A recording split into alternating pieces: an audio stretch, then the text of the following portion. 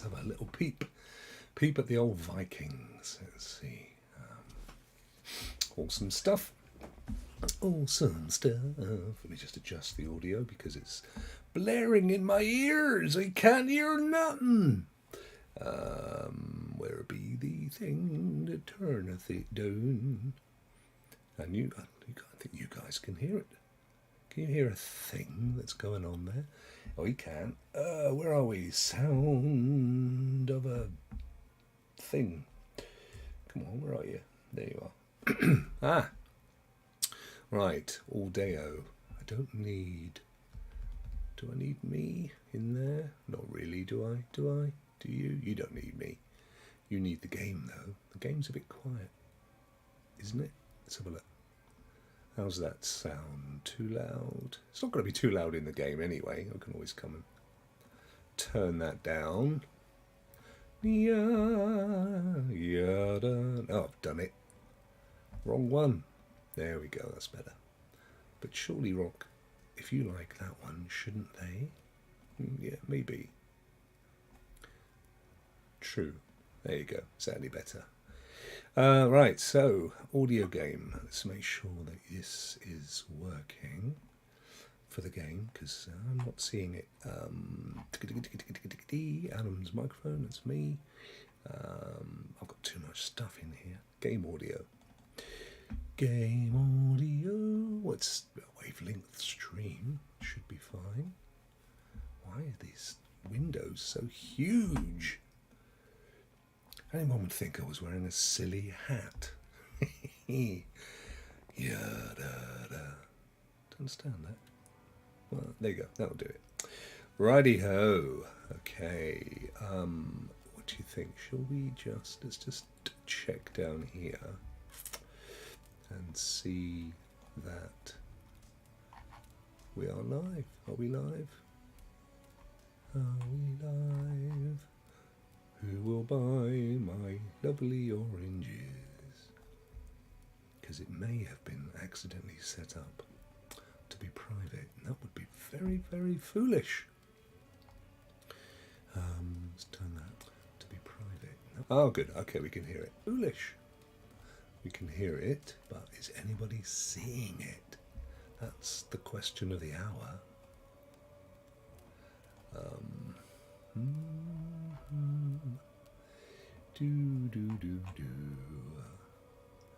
Where are we? Ragnarok. I think that was a stupid place to put it, Rokk. Top chat. Diddly diddly dee. The indisputable leader of the game. Continue, please, while I organise myself over here. Give the guys and gals something to watch. Why don't we? And look at the old bold fella there. I think that's old Harold Bluetooth, the inventor of devices that connect through the air. I kid you not. Right, got to just double check, make sure that here we go. Rokk is live. Rokk is live. Live is Rokk. So over to YouTube. A quick little peepee-voos. And there I am. And it's one watching because it's me. Can't really be any more than that, can it? So YouTube. A quick little peepee-voos. Awesome. Right. Now then, before we continue with the game, let's have a quick look and see what we're working with. So it says it's 1440. I'm working on a 1440 monitor, banging it out to YouTube in 1440. So on that basis, it should be good. Filter settings. There we are. We don't need those. Disweet, disnuff. Close it down. Let's get a chat back. Chat. Before. Hello, people in the video world, YouTube and all the rest of it. Let me see. Chat. There we go. Chat. And I have got another chat, actually. I wonder if I try that one and see if it works. I doubt it will, but it's worth a go. Please let me know if that's a bit loud for you. that mix of sound, the game and stuff, because we're in a Viking village is where we are. Let me go to that monitor. Maybe turn it down to about there. There we go. Think that's good. Oh, done it again. Oh man. We'll get there. It always takes ages for people to turn up, so it's not the end of the world. Switch to that one. Now I can hear myself. Yes. Yes. And I suppose, really, we ought to send a little tweet out, didn't we? So we'll do that while we're sat here very quickly. Get rid of the live chat. Do a little share. To Twitter. More Ubisoft Discovery with Ragna-ROKK. With his beautiful Viking hat. In fact, that'll do it. So live, put that at the front, live now. Hope you guys are well.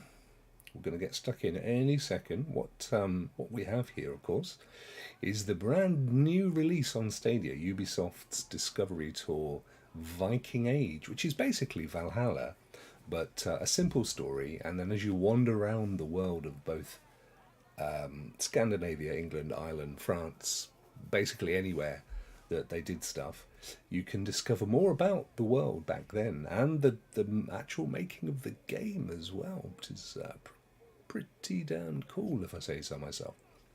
I'm just going to quickly put a little, there it is, one of those live now, and then at the end of there another one, and then we're good to go. Right, we'll send that, and you never know, we might get one or two new friends join us, which is lovely. It's lovely to have friends, don't you think?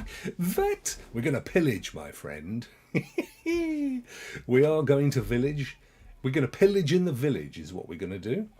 Right, I'm going to just hand over to the controller. There we go. Oh, a bit noisy. Hope that's okay. There we are. Hope you're well, my friend. Pillage in the village. Oh, hang on. It's not working now. Oh man. What we're going to do, it's easy peasy. We unplug and we plug back in. That's it. Awesome. And we're off. So here we go. Hope you're well. So this game is basically the sister game, I like to think of it, to Assassin's Creed Valhalla. They started doing this back in, I think in Origin. I'm not sure that they did it before, but they create these little kind of what was the world really like in that day thing. And this one's cool because you can also get a lot of information on the development of the game. No idea what this golden thing is. Here we go. The land of ice and snow, daily life. As Scandinavia in the Viking Age was depicted as a land of ice and snow. Am I looking in the right place? Yes, I am. It's often believed that its barren, frozen nature drove the Scandinavians to leave their homeland. Truth was more complicated. Oh, look, here's a picture of Scandinavia. Ancient Scandinavia was not all ice and snow. It included green, lush landscapes like these Norwegian islands. In fact, its soil was quite fertile along the coast and in the south, and could yield a generous crop. However, Scandinavian harvests did pale in comparison to those in the Frankish or Anglo-Saxon kingdoms, which is, of course, where they ended up invading. You know that we played the game, adding incentives for the invasion and settlement of those lands. And that is a picture. So this is the southern or the southwestern coast, I guess, of Scandinavia. Modern view across the islands of Flatanger in Norway, which I know is where the Norwegian part of the game is actually set. Can't zoom in now, that would be nice, wouldn't it?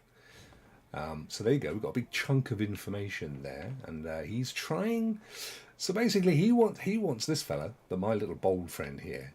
He wants to be on the next boat to Anglo-Saxon land. He says, well, don't forget, it's all before it was called England. And there's a guy that's kind of running the trip, and he's not having it. So he's trying to have him thrown off by saying to everyone that his wife made a dodgy sale. And he's now discovered that this guy actually replaced the sail with a really dodgy one, and he's coming to convince these people who are on the trip that he's all good. He's kosher. He's a kosher Viking. Tell me if the audio levels are okay, by the way, guys, please. Including me. Calling my good name into question. We saw the sail. It would have torn in the first gust of wind. That was a They're not happy, mate. bought from Notfall, carried to us in sea-soaked wood. My wife's sail, he kept aside for himself, to use once he reached the open sea. I am familiar with Gunhilda's stitching. That sail was no work of hers. Well, you waited long enough to tell him, pal. You don't have to lie. If revealing the truth is as simple as you say. Yes. He hoped to turn Harold against me, to keep me from tomorrow's expedition, to hide the truth until I had already been exiled. These Vikings are rather chunky. Hey, already exist. Thank you, my friend. Happy Ray's Praise Week. Insult cannot go unanswered. He would endanger his crew for a petty grievance. I'm sure the Vikings weren't as rotund as these fellas. Look at them all. They have been partaking of too much mead and turkey leg. We must inform Harold Jarl. Yes, inform him. Safe return be assured. Are you with me? I'm with you, Baldy. Lots of testosterone in those Viking villages. No, much deserved, my friend. And I had a quick peep and saw that you had accumulated a few subs from the deal, which is what it's all about. Absolutely awesome. And I thank you very much for all your support for the charity as well on the stream. That was really kind of you. And I think you do a cracking job. I was very impressed. All right, let's get some more information. What have we got here? Fashion. Turn to the left. A status symbol. Fashion was a way for medieval Scandinavians to showcase their wealth and influence. A person's jewellery and the colour of their clothing were important status symbols. I wish they... Are they talking over us? Oh wow, look at those. Beautiful. So deep, richly coloured fabrics were valuable. Rich colours meant that the material had been dyed more than once, because dyeing was expensive. Certainly funeral costs must have been hideous. Wearing colourful clothing was a sign of wealth. Some colours were intended specifically for high society. According to archaeologists, blue fabrics were often worn by the very wealthy. I know an archaeologist. Jewellery was another sign of social status. The more expensive the jewellery, the wealthier its wearer. The size, material and quality of pieces of jewellery determined their value. Silver, look, little Viking hat. Silver was the most common metal in jewellery. Gold would have been worn only by very wealthy individuals. Colourful glass or stone beads were also prized fashion accessories. Yeah, and I mean little things like if you didn't live near the sea, then shells would have been valuable to you, wouldn't they? So it looks like we've got sort of I guess that's like a bracelet going on there. I'm assuming they wore earrings and such. I don't see any reason why not. Right, you two. I was talking and you were yapping. Get out of here. What have we got next? Well, tell you what. While we're just looking at the sky, because I've flicked my moose, let me just... Oh, brilliant! Barclay on Stadia. Thank you so much. Barclay on Stadia, of course, is our very good friend, Already Exist, who is the Ray's Praise of the Week. And if you haven't seen it, go and check out yesterday's shows. It was absolutely one of my favourites of all time. It was so funny, particularly the section where I'm pretending to be Ray's arms. And our good friend Already Exist was celebrated. And rightly so, bless you. Very, very good. Now I'm just going to grab this out of here. Sorry, you don't need to see what I'm doing, chaps. Don't you worry about it. I'm going to pop that in there. And then, sutures, please, nurse. Right, let's hide that one. Oops, where's it gone? There it is. Awesome. And now, what I'm trying to do, there we go. Awesome. And then if I just pull that across to there, and then hide that. Can Try and hide that. Will it not let me? It's a bit rubbish. It thinks I'm a mobile device. What the heck? Oh wow, look at that. Barclay donated £5 to Young Lives for... I saw it in the chat first, way before you did, YouTube. Haha. Brilliant stuff. Thank you, my friend. That's really awesome. I've just closed a dockable window, so hopefully I'm not blowing everything up here. The key thing is that we've now gone up to 133569 and Barclay's on the table. Absolutely Sue flipping perb. I just want to get the... there we go. That's better. That's better. Now I can see. Brilliant stuff. Right. 2 people watching. That's a travesty of content creation, that is. There's somebody whispering in my ear in this game, and it's worrying me. It's giving me spookies. Right, let's go up the hill. Up the hill. Sorry, that banging was my microphone. It's not good for your tech. We've got to follow the usual pathway up here, 70 odd meters. Hope you guys are having a great day if you are stateside or Canada side. It's been a beautiful sunny day here, although I've spent most of it indoors.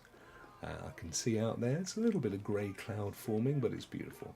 Right, these are good, these blue ones, because they talk about the actual game itself. Oh, look at this, the creation of Eivor. A hooded cloak and a red sash. Only a few subtle details hint at the assassin's background. Oh, chap talking. Personality, backstory, mannerisms. Eivor the wolf-kissed must have a noticeable scar and tattoos to represent past events, beliefs, and clan affiliation. A mood board was made with various references from Mad Max's Furiosa to Major Motoko Kusanagi in Ghost in the Shell, which allowed concept artists to create compositions, silhouettes, shapes, and concepts. Then the character modelers designed the details, hairstyles, tattoos, outfits, and even leather stitching, while animators focused on body movement and facial expressions. Wow. Finally, actors Magnus Brun Nielsen and Cecily Stenspill were cast to give Eivor a voice, tailored to her or his personality. It's alive! Alive! Very good, my friend. Look at that. Awesome. I love the artwork that you get for these games. And already exists. I see what you did there. Bless you. You thought you were dropping a £5 for the charity. You gave it to me. Oh, you're such a cute sweetie. And then you went back and threw it in the charity as well. So it's cost you an awful arm and a leg to come and join in today. So thank you, my friend. That's a really generous thing. And I was going to divvy up out of all of these. There's been a few, not the first one. There have been a few folk that have dropped them in there. I'm going to sort it out once they send me the final monetization statement thingy. Look at that wolf. That's awesome. Ray, quick, take a screenshot. Not Ray, Vet. Aaron, take a screenshot. That would be awesome for your logo, mate. Loving that. I've got to get rid of these noisy folk. We're all getting drunk up here. Is this? Oh, here's one we haven't done. Oh, look, panoramic view. Oh, that's cute. So that's like your main, the home of the Jarl. How can you swing the camera around as well? It's on this pivot with the centre of it being the doorway by the look of things, pretty much. Very good. We'll exit there and we'll go and check it out, man. So, the Thing or Assembly, Law and Justice.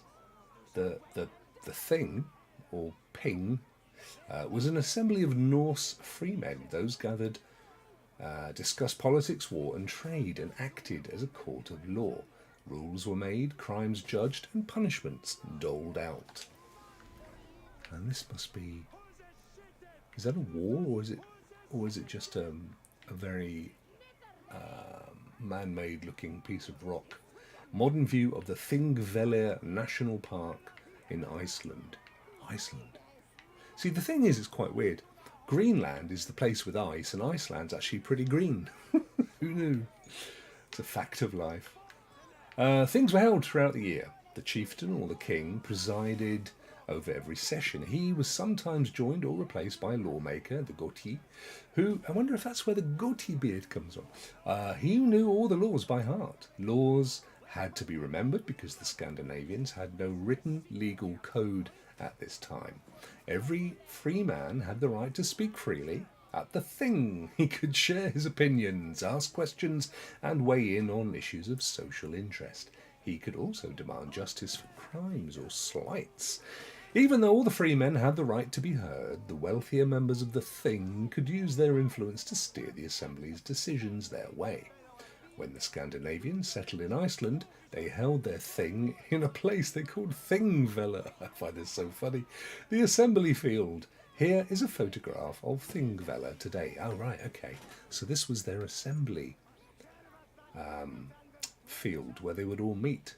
So I don't know, whether that was just a natural rock formation. You can actually see some little tiny people there, so it's quite large. You see them over there? And here, look, it says, do not wear shoes. Probably means do not walk on there. Very good. Right, back we go. Oh, it's all you noisy lot. I wonder what was going on. And why am I in first person view as well? I found your sale and the mark of the goods Bjorn claimed were ours. His lies are already... Good old Bjorn, he was in ABBA. Did you know that? Well, but I fear what you have found may not be enough to convince the assembly. What will you do? I will demand a Manyapnata and declare my own deeds as evidence that my word holds more weight than Bjorn's. His reputation cannot compete with ours. A sound plan. I have rallied the wives to our cause and prayed to the gods. Even if you lose, my silver-tongued warrior, the women will make the assembly see reason. I see my heart beats as fiercely as ever. Go now. Reclaim our honor. Beat him up for the sale. Go on. I've gone back to first person again. Yeah, it's actually pretty cool playing Valhalla in first person. I wonder if it's a setting. Oh no.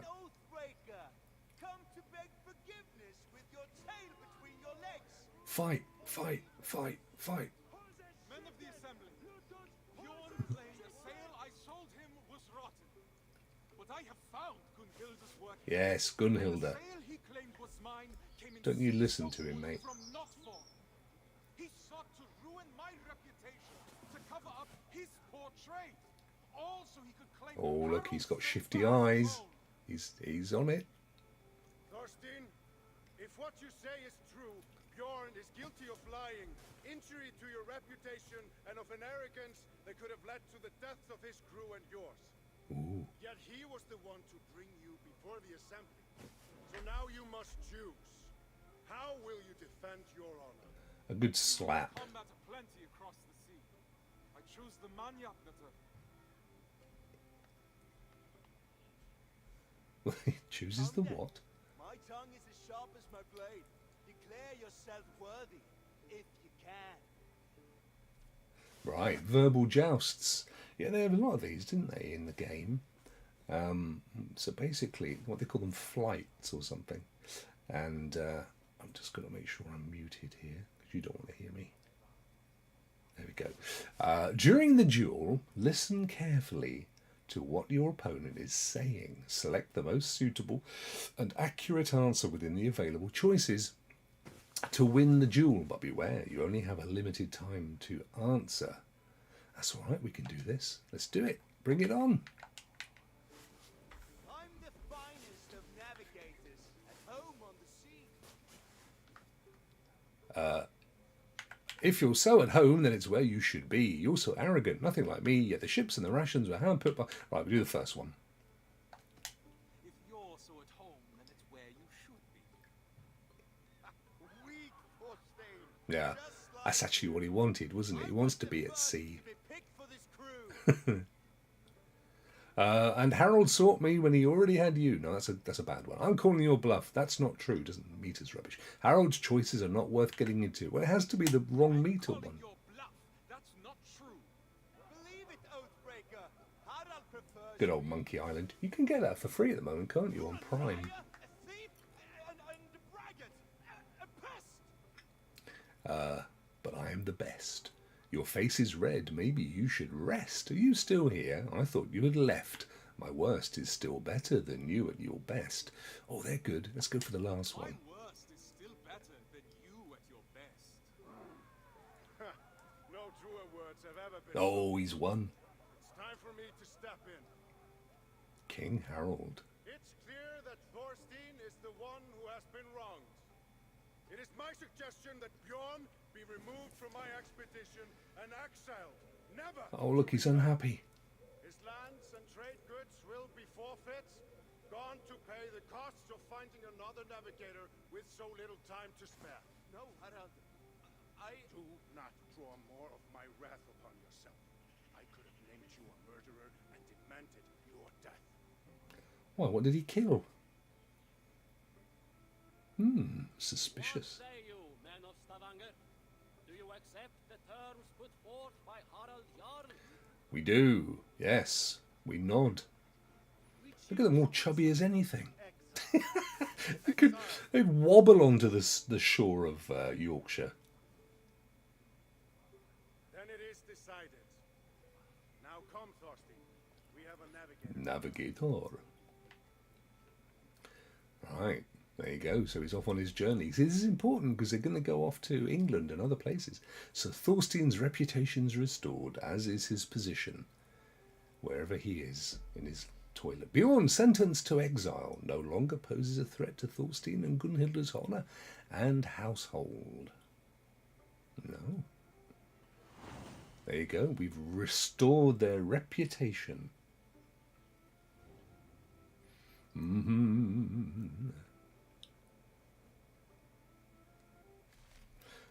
Ready? Review Dr. Alison Hudson, 870 CE.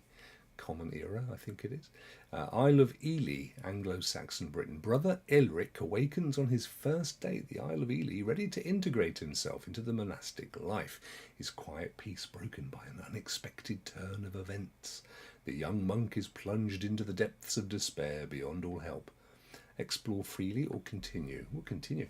So I wonder if they give you kind of like lots of different people and different stories and stuff to get your head into it. Hey, hey, it's a monkey. Loki, the son of a Jotun, would prefer to see the Aesir be the architects of their own destruction, rather than having to do the heavy lifting himself. Dub, dub. Now then, I think this is Scotland. Brother Elric begins his first day as a monk in the monastery on the Isle of Ely.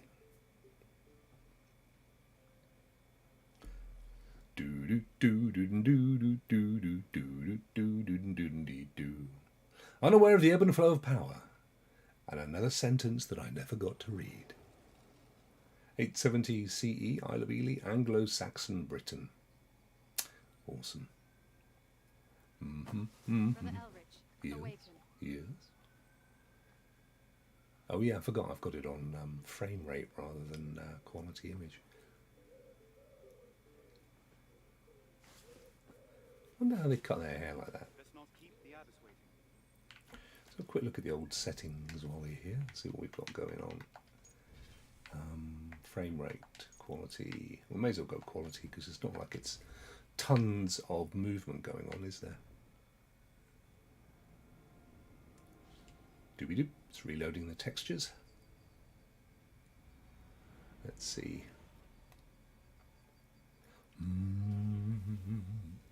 What do you think of my hat? Cool, isn't it? Oh, we've gone all the way back to the flipping start. It's all right. We only just started that one.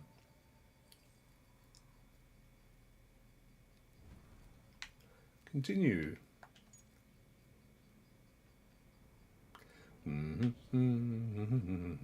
Yeah, it's a bit more detailed. I was wondering, because it's supposed to be 1440 and it was looking a bit wishy-washy. But that was because we had a 60 FPS frame rate.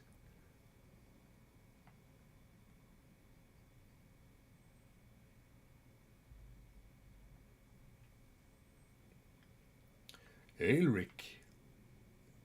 Yeah, you can see a bit more detail on his clothing now. Let's not keep the others waiting. Straight back. Perfect. Oh, it's a little bit. I know the genuine father. It's a little bit Good morning, Alice. 30 frames, but it's first person again. Now, the sun is rising. You must not miss the Surely that can't be a setting, can it? Options. Controls. Gameplay. Let's have a look. Photo mode, camera follow. Interface. I think it's just a bug, personally. How funny. And the awakening. call it a weakness. Right, we've got to go this way. Stone around your neck and evening. You have a difficult path ahead of you, I'm afraid. Yes, Alice. Well, there's nothing to be done about it. Well, there's nothing to be done. Oh, great, we've got some more information. Hold there, Abyss. You may break your fast and Tour guide. once your prayers are complete. Eli, a monastery for all. Eli was among the monasteries that welcomed both men and women. Eli's founder was determined to offer a retreat to anyone, no matter their gender. On Stadia, press R1. Oh, R1. R1? I'll come back to it. To anyone, no matter their gender, who wanted to take up the religious life. And then we have this. The founder and abbess of Ely. I'm with you. Thank you, my friend. That's very interesting, that, to find that you can do that. Quite like it in first person for a change. It was Queen Ethelred of Northumbria. She was also known as Etheldreda, Audrey, or Etheldreda. She passed away in the year 679 and was buried in a simple wooden coffin. Was it 1400 years ago? Years later, the coffin was opened so her remains could be moved to a new marble sarcophagus. According to legend, those who peered into her grave met with a shock. Well, yeah, there's a bunch of bones. For despite having been dead for years, Ethelthryth's body showed not a single sign of decay. Ah, those monks! They were almost as bad as Trump. The incredible preservation of her body was seen as a miracle, and Ethelthryth was declared a saint. This illuminated manuscript highlights her sacred status. She looks flipping dead in that, doesn't she? Ethelthryth's robes, frame and more, symbolise sanctity, importance, and a direct connection to God. Right, let's have a little butchers at this. So you were saying press R1. R1. When you say R1, do you mean, what do you mean? What do you mean? Do you mean the, Oh, R1. Ah, see, that's what you meant. Oh, look at that. Wow, that's new. That is definitely interesting. I don't know that I like it in first person. What do you reckon? You prefer it in third? It's kind of a bit more, less wibbly wobbly, isn't it? I don't know. Yeah, that's making me feel a bit... But I wonder if it's because they're going to bring this out for VR or something. Could be. Oh, great, some game design stuff. This is more like it. Paid to stare at a wall all day? Anyone's dream job. I think there's going to be some bloke yapping through this. Let's have a look. Photogrammetry isn't just a very hard word to say. It's also an innovative technique for in-game textures. Determined to illustrate accurate surfaces, the graphics team travelled to England to capture every inch of... I'd have taken their photos for them. Sometimes for 12 hours straight. A 3-metre wall would take 250 inches, Wow. stitched together by specialised software. The final result is a 3D file with colours and Did you see that? designed into tileable textures. My hat disappears when I have a drink. It's clever stuff, you know. Level artists and modelers to add onto buildings. To push the realism further, the graphics team also added uneven silhouettes with protruding stones, slate angles. All right, mate, don't overact it. To push the realism further, graphic stones. All right, let's have a look. Get rid of that. Oh yeah, I am super impressed with the models. So look at this, how they've added in. It's good, isn't it? How you doing, my friend? Yeah, you see how they've added all these bits and pieces in. I mean, I don't know whether they were like automatically dropped in or not, but they definitely put tons of effort into building up all of the stuff. It's awesome. How you keeping, Crow? So we were just debating whether to go third person or, new to this, first person. I don't know. I think this is kind of makes me feel a bit. Ugh. It's like the VR effect. I think we'll stick with the old third person, unless you guys think you prefer it. I don't mind. Oh, we've got a panoramic view now. Ah, look, this is the place that we were just looking at. That they collected all the stones and stuff, the photos of the stones and things. Where's she gone? She toddled on. I think the old monk thinks is. I think he thinks he's up for a promise here. Ah. I must not miss Prime. New learnings entry unlocked. Open the learnings menu. Don't forget, guys. This is at the end of the day, it's an historical. It's as much of a historical reference than it is a game. So a lot of this stuff is already in Valhalla, mind you. I mean, there's a lot of that kind of stuff there. Oh, we've got to sit down by the look of it and do something with her. Interact. What is monastic prayer? It consists primarily of psalms supplemented by hymns, readings, and other prayers and antiphons prayed at fixed prayer times. Together with the Mass, it constitutes the official public prayer life of the Church. The Liturgy of the Hours also forms the basis of prayer within Christian monasticism. And of course, there was no Christianity before the Romans came along. They basically ran out of army, so they replaced it with the Bible. The Liturgy of the Hours. The Liturgy of the Hours, Latin Liturgia Horarum, or Divine Office, Latin Officium Divinum, or Work of God, Latin Opus Dei, or Canonical Hours, often referred to as the Breviary, is the official set of prayers, marking the hours of each day and sanctifying the day with prayer. Oh yes. Canonical hours. In the practice of Christianity, canonical hours mark the divisions of the day in terms of fixed times of prayer. Is he trying to fly down there? What's he up to? Nomentum. Actually, I love Gregorian chant. Sometimes, if I just want some really lovely background music, I'll go to Apple Music or Spotify, whichever is your preferred music dispenser, and whack on a bit of Gregorian chant. Some lovely stuff. And the best is where they take like a modern tune and they monasticize it. Love it. Got a few big old monasteries around where I live, actually. A famous one called Buckfast Abbey, where they make a drink called Buckfast wine, which is very popular around the world. It's got, 7 million proof or something. Church testimonies. Priests, monks and nuns who survived Norse raids recorded their experiences on parchment. Their moving testimonies would shape later generations' understandings of the Vikings, but they should be read with a critical eye. Yes, absolutely they should. At the time of the Vikings, not many people could read and write. Many of those who could were church officials. Their writings were created and kept in the monasteries. Most of the pre-conquest English manuscripts that survive to this day were preserved during the Middle Ages in a handful of churches shown on the map. Oh, there weren't many, were there? Look at those big dots.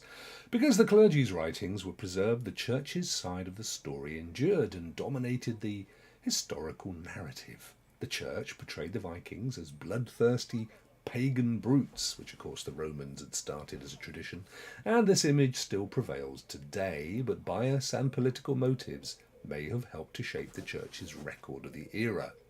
The Vikings were pagan or non-Christian, and the church disliked, often demonized pagans. The Vikings, who would raid monasteries, were a hated threat to the church's wealth and to the safety of its people. Furthermore, by portraying the Vikings as ruthless murderers, the church helped to drum up resistance to the invaders. The testimonies of clergymen could be helpful for Anglo-Saxon leaders fighting the Vikings. The more bad publicity they gave the enemy, the more effective propaganda it would be. I mean, we see it today, don't we?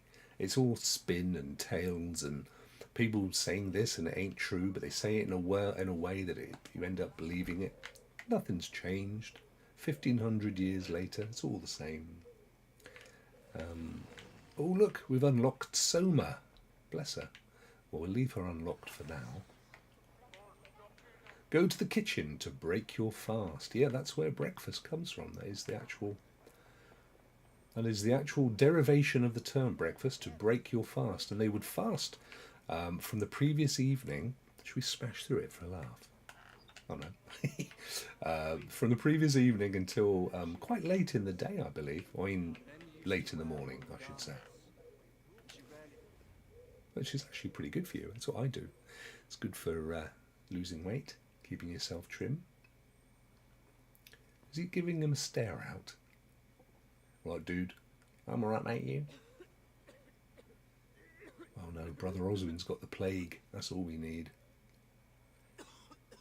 Oh dear. It's worse than that, it's COVID. Are you well, Brother Oswin? We must have silence at the Lord's table. Well, he's only being... He cares for Oswin. I think he's got a piece of onion trapped in his throat.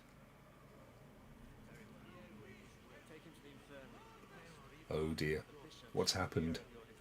It's a quiet place, you see. Well, we're not going to read that. We know that they're meant to be quiet. It's a monastery. Poor old Ez. I think he's croaked it, look. It's alright, I'll have to carry him. Come on, brother. Don't be sick down my back, will you, please? Where does it hurt? What do you mean? What do you mean, where does it hurt? Fire in my veins. I will find a way to ease your pain. I promise. Bit of mead. Always goes down a treat. How do we get... can we, like, climb up and drop down for a laugh? Brilliant.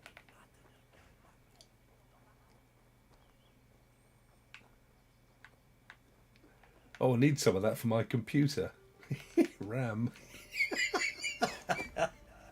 Oh dear, that's terrible. Oh, I should be slaughtered for that. Oh, here we go. Here's your bed. Father Bertwald, was it? Oh no. I hope you can treat them. They're all feeling a bit worse for wear by the looks. What was it sending me here? Oh, okay. The patient speaks of fire in the veins, Father. An uncommon ailment, and one I don't know by heart. The scribes often copy remedies in the scriptorium. The reality is, of course, they didn't speak anything like what we would recognise as an English language today. It was a mix of it. At this point, there was some Latin in there from the Romans. The original English language is Germanic in origin, so a lot of the tribes of Northern Europe, would have been a very, very different lingo. And the Scandinavians had been coming over and trading and mixing with us and breeding for centuries, so there would have been a lot of that going on as well.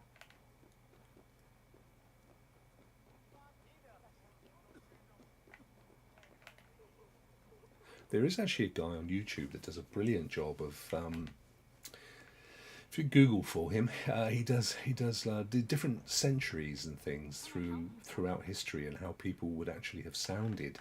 It's amazing. I mean, completely even just 50 to 100 years ago, you'd start to struggle. But certainly 150 years ago, and you'd think that's quite recent. It's certainly out and it sticks. No, not a chance in hell. The sudden growth of humour, either red, white, yellow or black. The body gains in bitterness and becomes as yellow as the good silk. Swarthy veins under the tongue. Those tokens you will associate to jaundice. I interacted. What do you want me to do? Nicky's gold.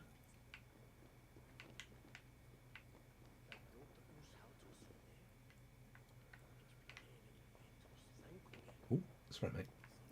We just got to go around and pick up medical assistance. Vivid pain of the side, very strong and vicious fever. And we probably have to go back and say what we think it is. A heap of sore on either side, frequent cough and dryness of the tongue. Those tokens or any akin to them convey the presence of a liver disease. Didn't possibly, I suppose. What's up? No, try this one then. Let's have a read. The eye is yellow where it should be red. For a man, a yellow blackish facial look. For a woman, a livid red countenance.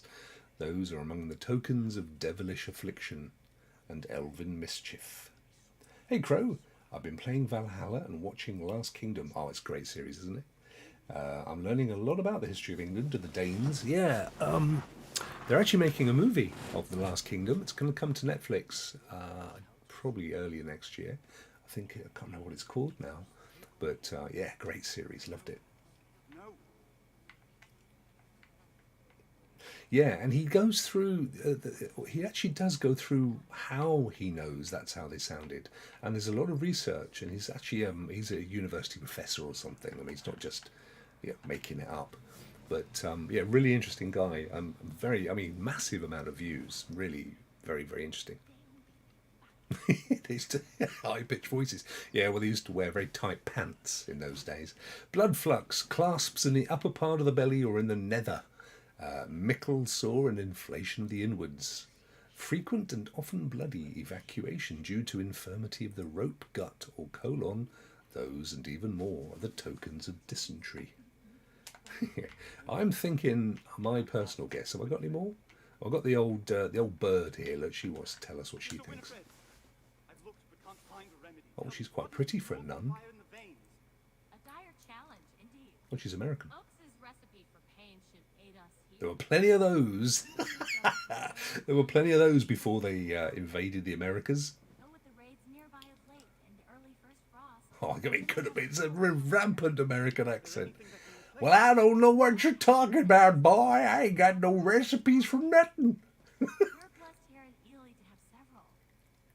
Perhaps if you gather some, save for You know, at Ubisoft, they did a poll, they did a raffle, and the winner got to get their voice into the game. Double brewed ale, honey, feverfew, and the dust of a relic should be simple enough. Right, hang on, what's this? Have we done this one? No, the four humours.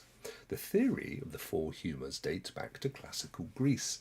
It holds that the human body is made from four elements: air, fire, water, and earth. Each has its own associated bodily fluid or humour, which can shape one's personality. The humour blood was connected to the element air. Blood was thought to control someone's happiness. Well, you know that's how it went down already. And cheerfulness. Yellow bile was connected to fire. It drove a person's anger and impulsiveness. Black bile was connected to earth. It brought out melancholy and anxiety. Last but not least, phlegm. Connected to water was responsible for self-control and apathy. A person's humours could influence their mood and behaviour. Sad all the time, they might have too much black bile. Angry at the slightest thing, too much yellow bile. The theory of the four humours shows how medieval scholars saw the world as deeply interconnected, as seen in this 15th century diagram. These thinkers understood humans to be a microcosm of the entire universe. Every element in existence could be observed within a single human being.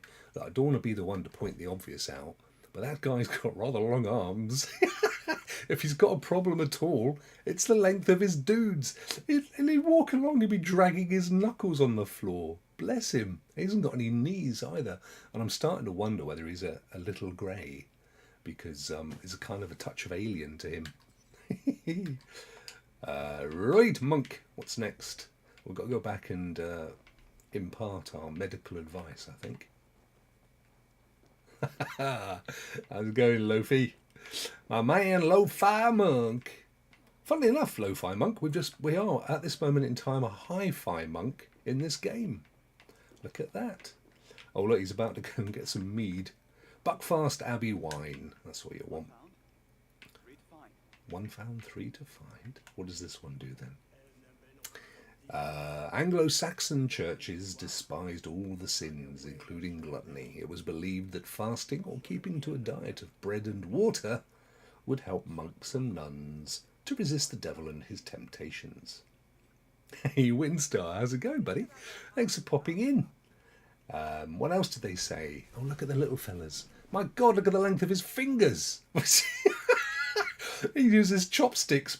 Look, he's got chopstick fingers. That's something amazing. Fasting and prayer were thought to purify the clergy and strengthen their will against demonic temptation. Even when they were not fasting, monks and nuns would have been instructed to keep to a strict diet. While not much is known about their food habits in the 9th century, scholars can make some educated guesses based on what the 10th century clergy were eating. It's likely that monks and nuns were mostly vegetarian. Meat or fish would only be eaten on special occasions. For example, a feast like the one illustrated here. For the sake of self-denial, the clergy would have been allowed only 1 or 2 meals a day. And this, ladies and gentlemen, is why they are as thin as anything. Look at them. No fat Vikings going on here. But that dude, look at his fingers. He's literally into sushi. He's just like, yes, come here. What's he got there? Could be, it's maybe a piece of bread. Difficult to tell, isn't it? I don't know what's going on there. They've skewered something. It looks like it might be his hand. Wow. There you go. Yeah, we're learning today. Oh, did he just belch? Blimey. That's gluttony. That's a sin. You should go and do 400 Hail Marys and whip yourself with a birch. Right, so what we do? We've got to find 4 ingredients: dust from a relic, honey, and fever few. The reality, of course, is they didn't have a clue when it came to medicine. You were in the lap of the gods. Your body either did the mending, although that's not strictly true. They would have used a lot of herbs and plants and things that we wouldn't understand today. But I think by the time the Romans left, they'd pretty much destroyed a lot of that old historical knowledge. Yeah, exactly. That's what I was wondering already exist.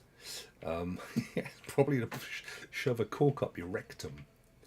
Right, let's have a look at this one. Relics and saints.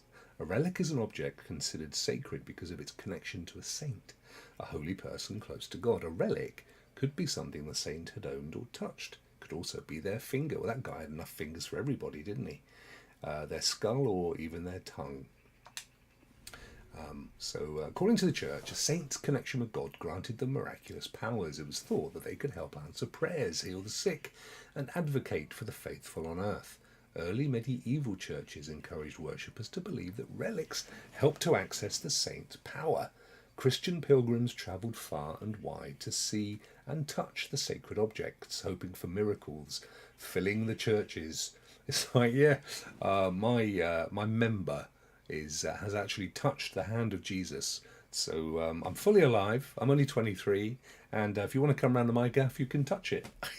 Just queue up outside. You just know it, don't you? Christian pilgrims travelled far and wide to see and touch the sacred objects.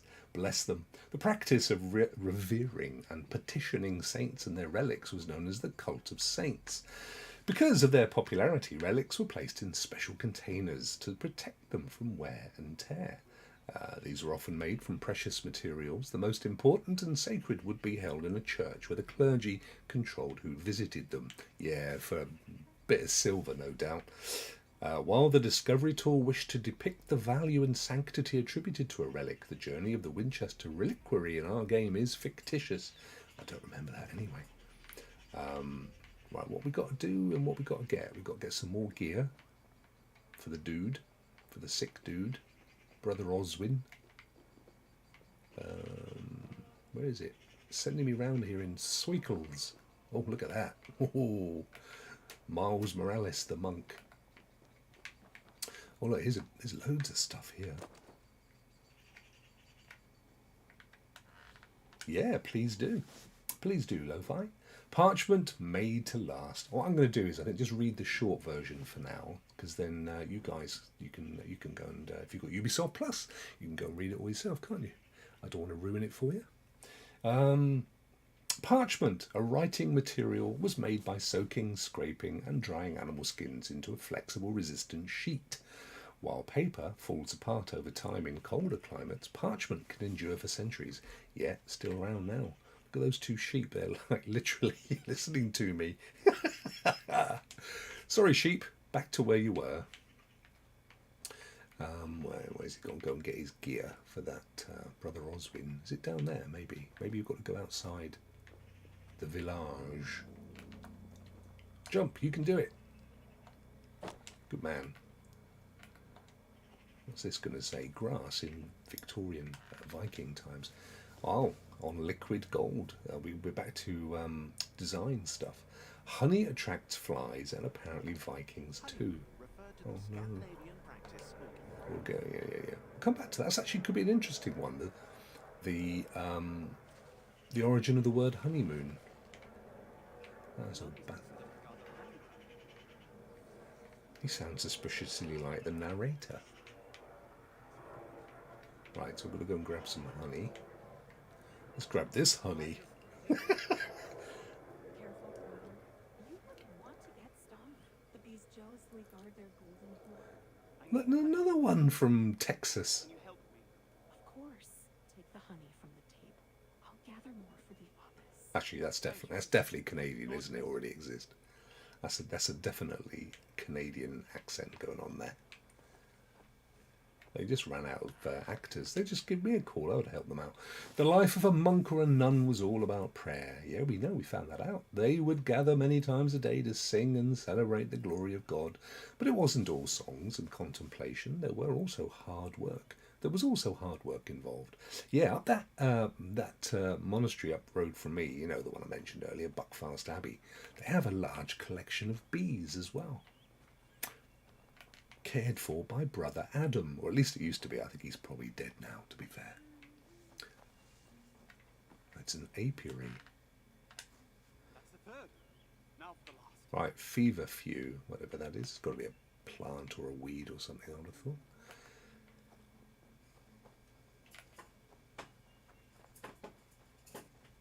There we go. Oh God, I've got a mount. Oh yeah. Look at that. Dobbin has arrived. Here it is. Grows best in full sun. Oh no. And Don't run away, old bird. sisters bees. What does feverfew look like again? Good morrow, brother. What brings you to the woods? Good morrow. Do you know where I could gather feverfew or wormwood?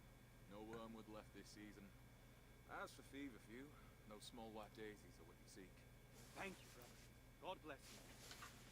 Ah, no problem. That'll be $50.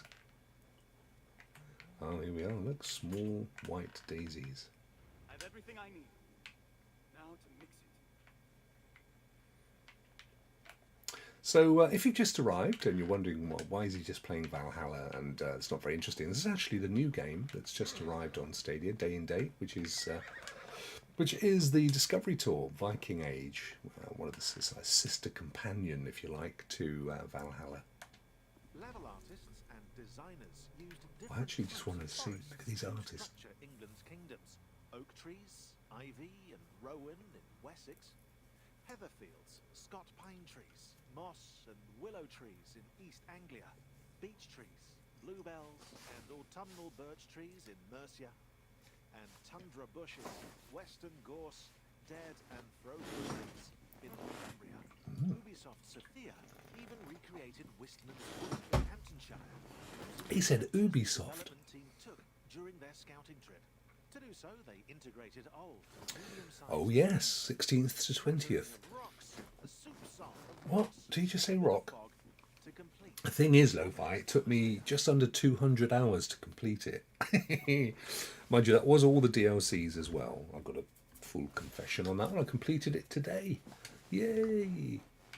So, yeah, it might take you a few more hours than there are. AC Origins is great anyway. It's a superb game. Absolutely superb. Alright, let's go and cure this Brother Oswin. We'll probably end up killing him with our broth.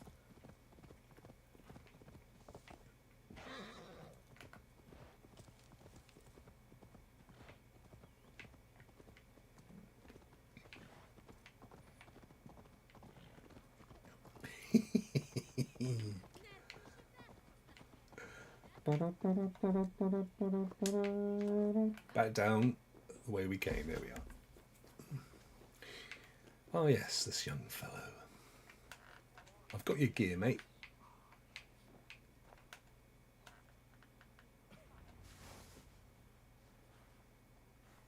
Yeah, exactly. If you just kind of staple your eyelids back and go for it. That could be a good stream though. I think the main game took about 80 or 90 hours. The main campaign. Would that God had sent you to me sooner? Her infirmary would be in far better shape. Just about enough time. I spent many summers mixing poultices for the townsfolk in Canterbury. I shall observe and hopefully learn some new tricks of my own. Oh, the excitement of being a monk. See, I would go for the older dude's haircut, personally. I wouldn't be going for that kind of inverted mullet. Oh, manure from the stables, earwax from the abyss, ale from the kitchens. Could you repeat that? Yes. What was the first ingredient in Sister Winifred's remedy? Oh, I don't know. I haven't been reading any of it. Ale from the kitchens. First ingredient is double brewed ale. Yes. Which two ingredients did you gather in the forest? Feverfew and honey. That one. I remembered. It was feverfew and honey to ease the throat. What did Sister Winifred suggest you substitute for the final ingredient? Oh no. Dust from a relic? Dust from a relic is said to cure many ills. Oh, look, he's pleased with me. There. Done. Yay! Yay! Right, let's go and poison the old fella. Brother Osmond's ale. Where is he? Oh, sadly, he's died.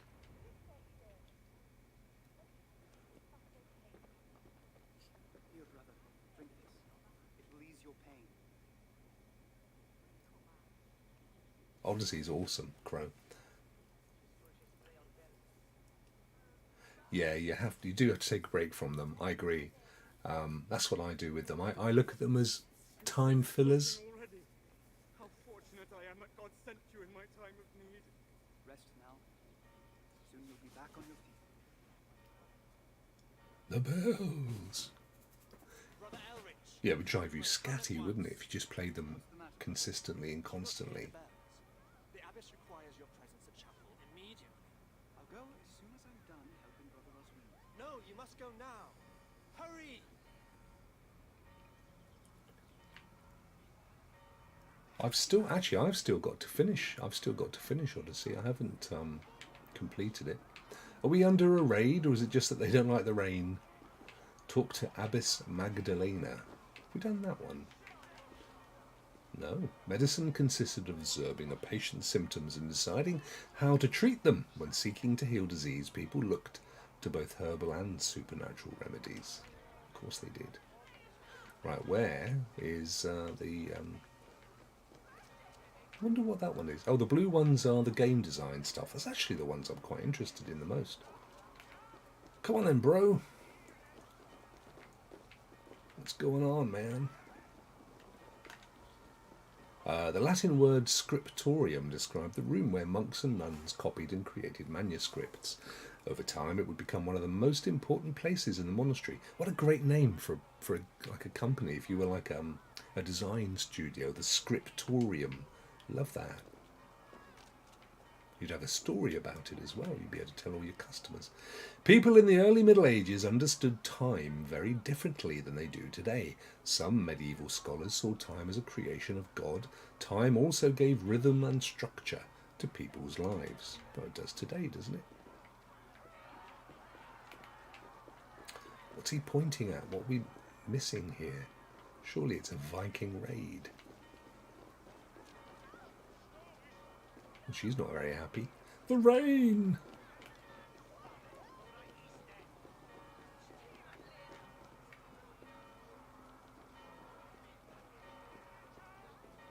It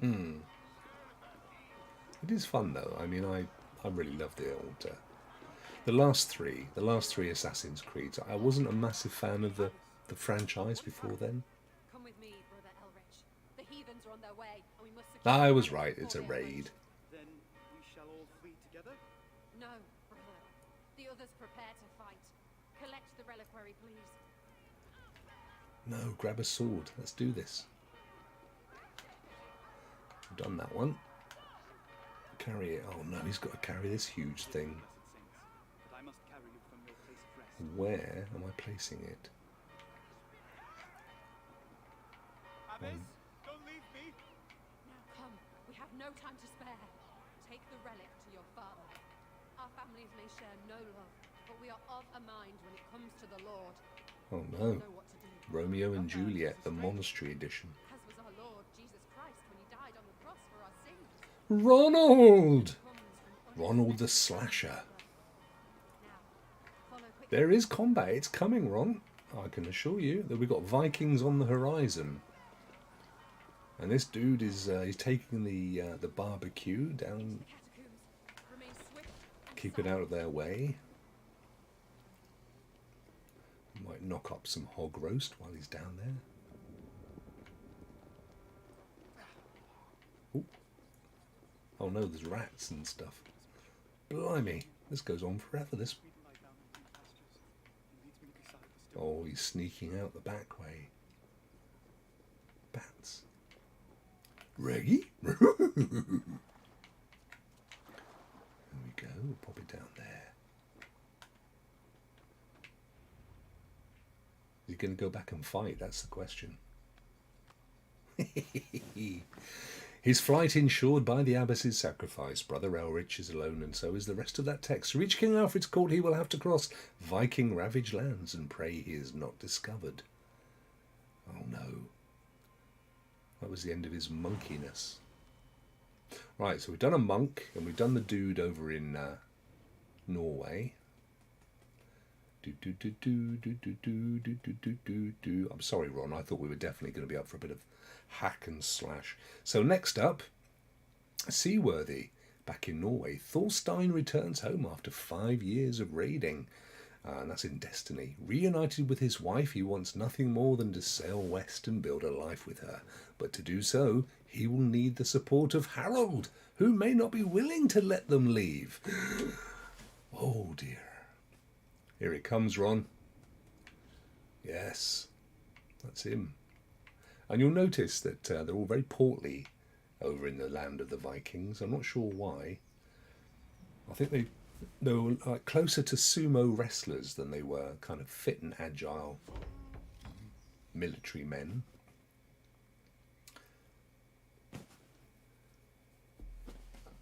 While the years at sea have brought Thorstein great riches, they have also taken their toll. Yeah, he's probably lost some weight. It's a good thing. Very well fed. He wants to give up raiding, but to do so he needs Harold's permission, something the young Jarl is unlikely to give. No. 870 CE, Alrekstad, Norway. Imagine the size of those buildings.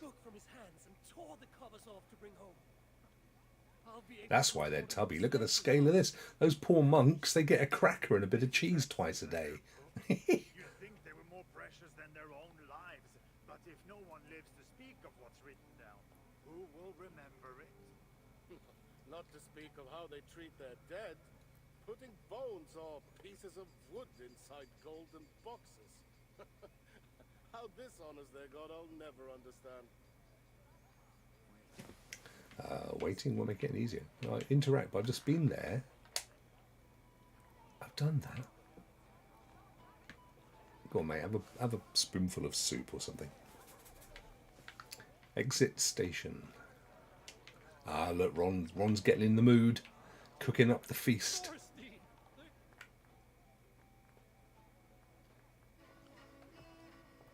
I could not let you pass without experiencing the sting of your wit. Let's flight. The mood I'm in, you'd best hope for stinging rather than... This is got like a Father Christmas's hat. Then let's begin. On the Isle of Ely, great riches were won. It was over before this flighting begun. Are you saying that you would like some? A victory some of us wish were undone. Well, that's got to be the first one, surely. Before this flight had begun. Come, Thorstein. Surely you Well, yeah, but the others didn't. There was no rhyming meter. your legend, your grace and prowess. Oh, bless you, Lo-Fi. Thank you, my friend. You said it yourself. I've no need to impress. To not have heard it, you'd have to be dense. A battle always leaves a big mess. Yeah, but they're not working. Yourself, I've no need to impress. The merchant with the silver tongue strikes again. It's a shame Harald Jarl outshines you so brightly. I popped to his bedroom, twice nightly. He outshines us both, he's so sprightly. Beware that such insults aren't those I take lightly. Enough with the words, you should fight me. Let's go with the middle one. Beware that such insults aren't those I take lightly. Proper threats, delivered in perfect rhythm. Oh, how Ah, I think we got away with it. Perhaps you have been stung enough for now. Thorstein, the hero of many tales. Oh yes, you just carry on learning how to rap. Thorstein! There's something I must say, my young. So I forward. love you. Did the crossing scour our friendship from your mind? It did not. It's only by friendship that I am brave enough to speak. Tell me then. I'm listening. I tire of raiding Harold. I want to Well, stop raiding him then. I want to make a place of our own where I can live out my days with my wife. You're young yet, my friend. Many of time to grow old with the bouncing infant on its knee. No, I have delayed too long already. Today I search for a ship. I have none to spare. Then I shall purchase it. Yes, Commission, perhaps. Walmart's have a Viking boat sail on. Withstand a year's wait. That is what it takes. It is no slight to you, my Jarl. My love for you has not See, I told you he loved him. My love for my wife only grows stronger with each absence. I hope you will bless my journey in time. Go. Well, I've been blessing your wife while you've been away, mate. King Harold Fairhair. There he is. And, of course, he's the one with the hair that is fair. We read that one? Let's have a look. Oh, keeping allies close. Norse leaders ensured loyalty from their allies and subjects by sharing their wealth and loot. That's a beautiful sword. To hold on to his power, a chieftain had to keep his companions happy. In other words, wealthy.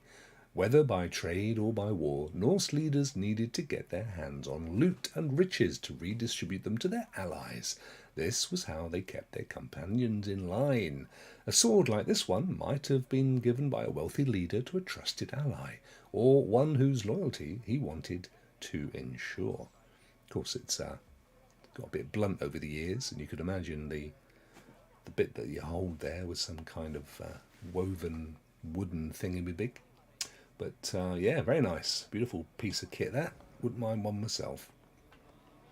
What's he got to do? Update Gunhilda on the situation with Harold. Talk to Imvalder, the shipmaster.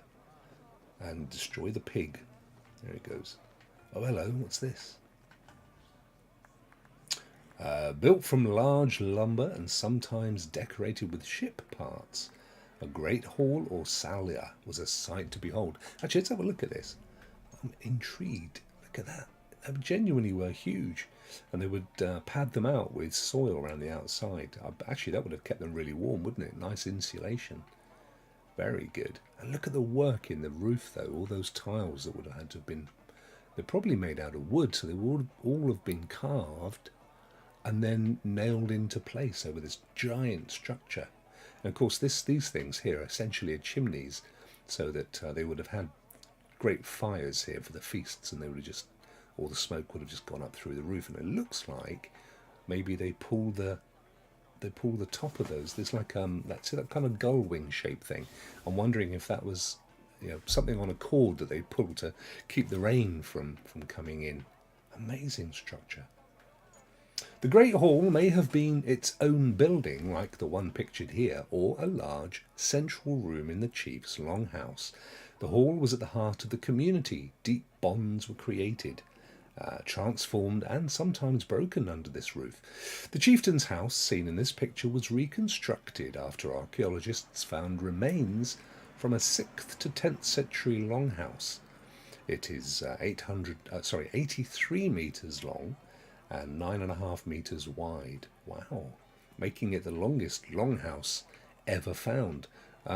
In feetage, it's about 3.3 feet to a metre, isn't it? So you'd have to divide that by 3, but you're looking at about 30 odd feet, aren't you? 30, 40 feet, something like that. Very nice. Where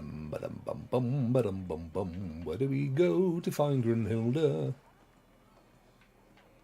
We run all over the food. And in the fire. Down this way.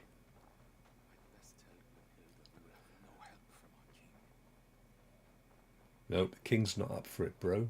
Look at the size of this mother. Goop. Oh, that's a little bit of pig there waiting for them.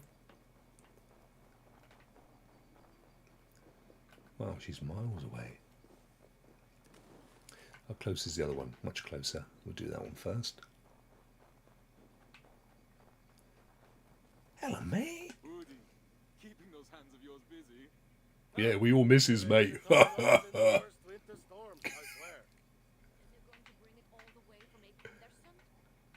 Oh, there's another fella in here with old Grunhilde as well. There she is. Well, how did it go with Harald? Harold will not stand in our way, but neither will he help us. Oh, at least he could give you his blessing. He did not. Oh, my love. He will come around. His love. Don't stand so close, you smell of fresh herring. Strong as the tides. I see you've made good on your promise to find us traveling companions at least. This group of nothing. Find a ballast I've never seen.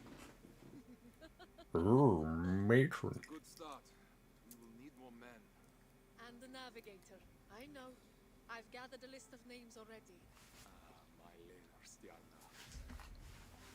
Look at him, he's been away for so long. Oh, he's got his sail up. Right then, let's see. If we go down here. See, he might be a portly fellow, but he's sprightly with it. What's that large rock sticking up?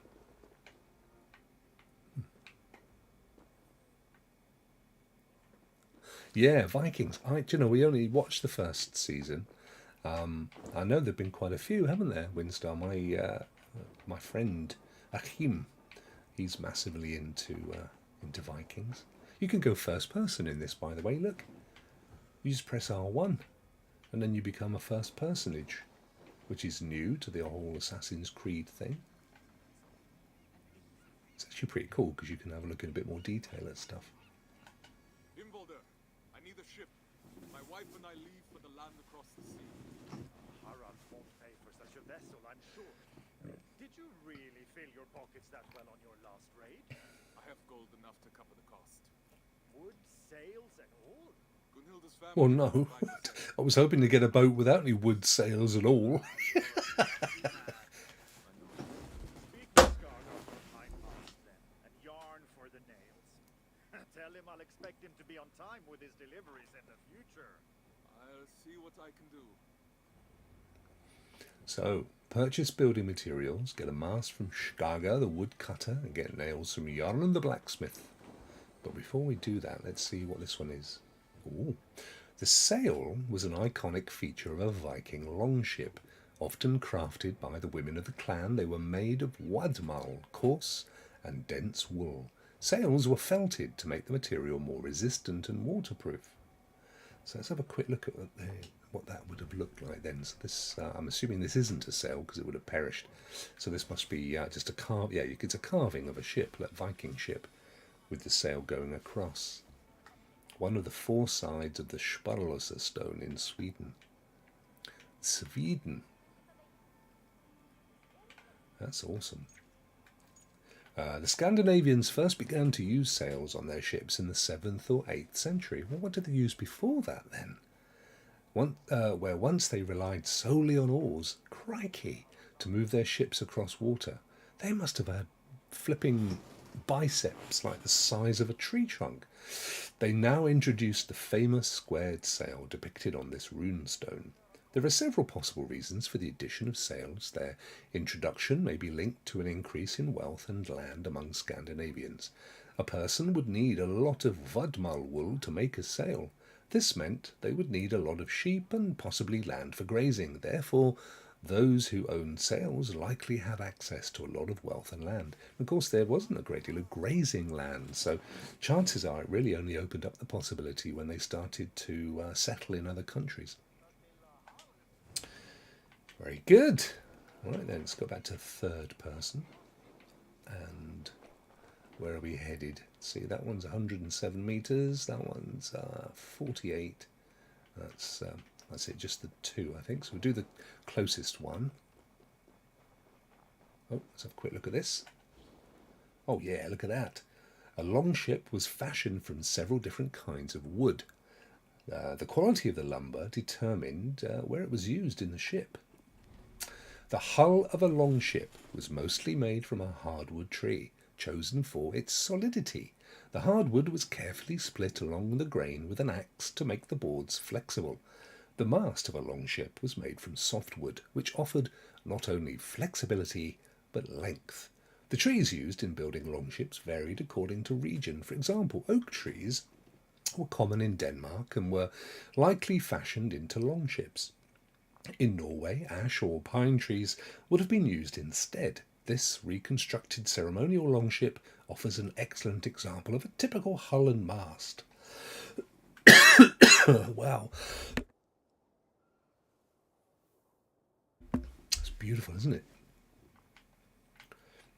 I can't imagine rowing all the way across.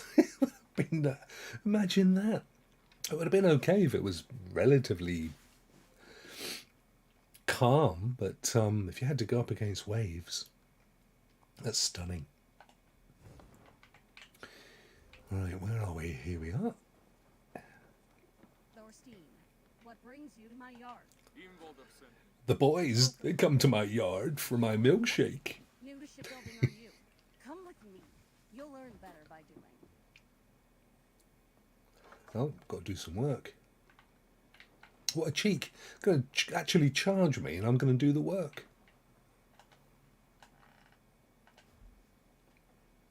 Use that axe to remove the bark from this log. Underneath, you will find silken pine, flexible and light, that will bend in the wind, perfect for a mast. Once you have a sense of the wood, come find me and I will show you another. Another Canadian has found their way to ancient Viking Norway.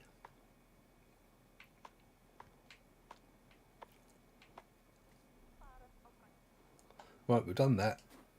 Awesome. Where is she?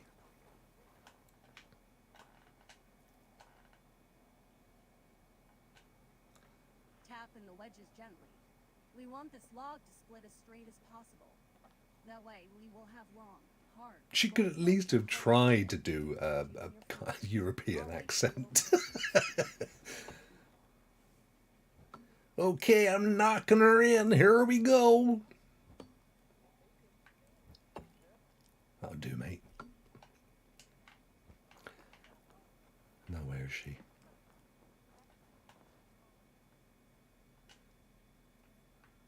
Planning the wood ensures a tight fit between the boards, leaving no gaps or knots that might give way in the middle of the sea. The smoother the joins, the smoother your journey. Awesome.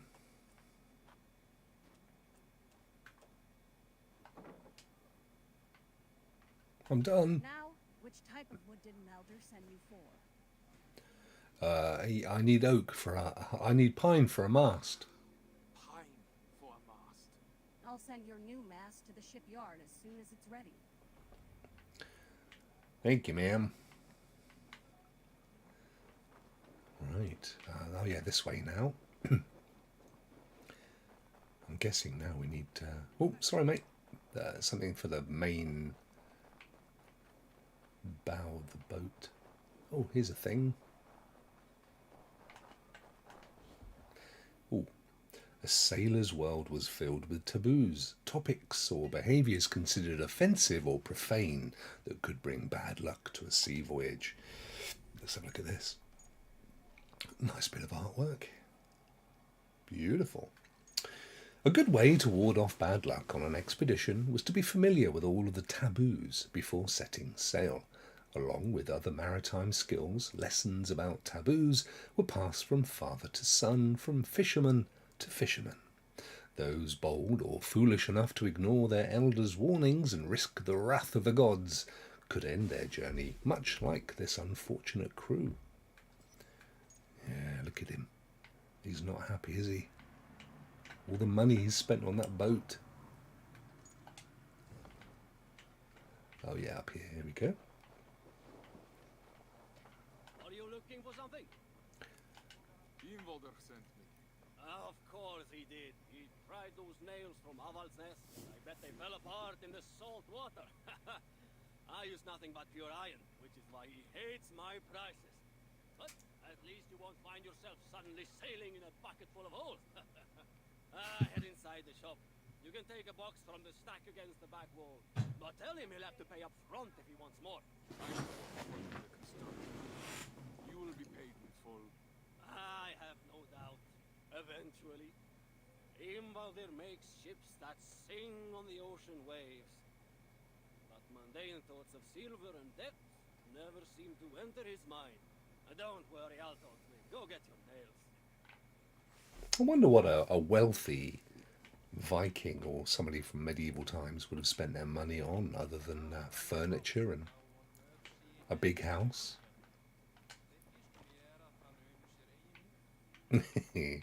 Thank you, Crow. Right, let's where do we go and drop this darn thing? I don't think they're too fussy, mind you, judging by some of the actors. Yeah, why don't you take your bit of wood over there and give a little clipping?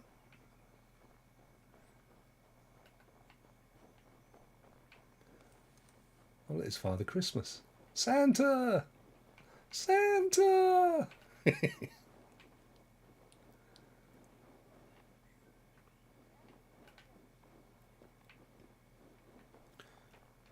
Oh yeah, we've got our nails. The mast has been dropped off, hopefully.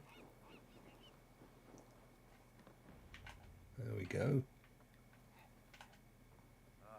Finally you return. Now, there's one last step to take.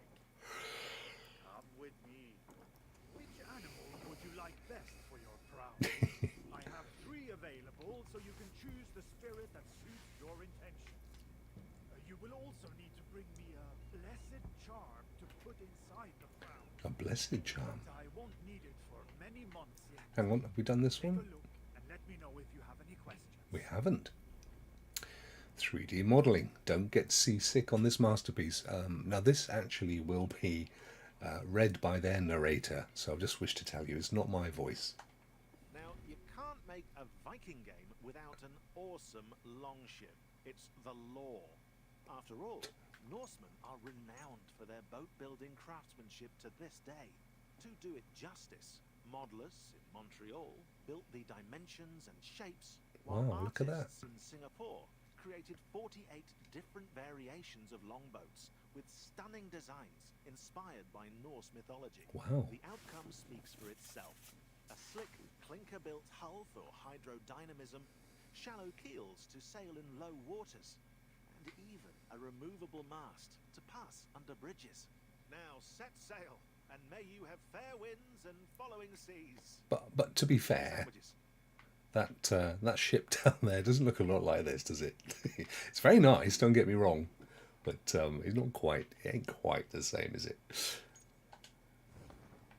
Right then, where's dude? Oh yeah, this must be our. Tell me about the serpent. The snake-headed prow will ensure you dominate the waves with disconcerting ease and great stability. Is this the prow you want? Is this the real life? Is this just fantasy? I'm still deciding. I haven't seen the others yet, mate. Sure. Take your time. What about this one here? About the horse. Horsey. Horse? A risky choice. But you can count on it to lead you quickly to port, with the proper ritual precautions, of course. Is this the prow you want? No, I want to have a look at the last one over here, this reindeer. Take your time. Tell me about the elk. Or elk. The elk is associated with the cycle of life, death, and rebirth. For a new beginning in distant lands, it could be quite fitting. Is this the prow you want? I can't remember what the first one was all about. Take your time. Let's go and have a little recap. Tell me about the serpent. The snake-headed prow will ensure you dominate the waves with disconcerting ease and... Oh, that's the fella. Is this the prow you want? Yes, we want to dominate. Yes. Excellent.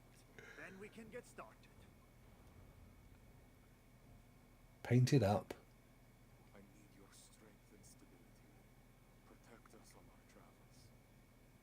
Thorstein, Yes? You've nicked my snake's head. in my joy at seeing you home, I wasn't ready to discuss your departure again so soon. Nor see you gone for good. Please, accept this with my blessing. Unjo. The rule of kinship. And why not?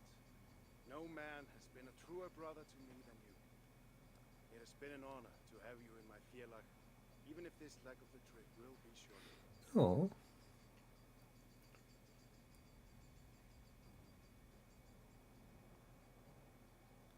It's getting very dark on my face. I think I might need to put some lighting on. Where are we? Boop. It's getting even darker there. Look, they've got the Aurora Borealis. Oh, hang on. That went all a bit too bright there, didn't it? Let's get it right down. And all too soon. There, Many that'll do. have come before you. That'll do. Yet, when I die, it will be your friendship that I recall as I await the opening of one. Valhalla. There. We will meet again. Go then, and the winds take you. I have a sneaking suspicion that chap's actually Jesus. May your name never be forgotten. There's a striking similarity to that little blue-eyed, blonde-haired fella. Right, let's get on the boat. Just get on the boat, forget about us. Put the blame on me. I love the water effects that Ubisoft do. Be a friend. Turn with gifts. No, let's go, fellas.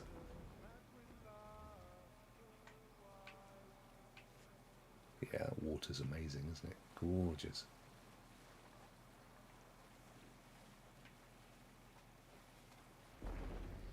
Oh.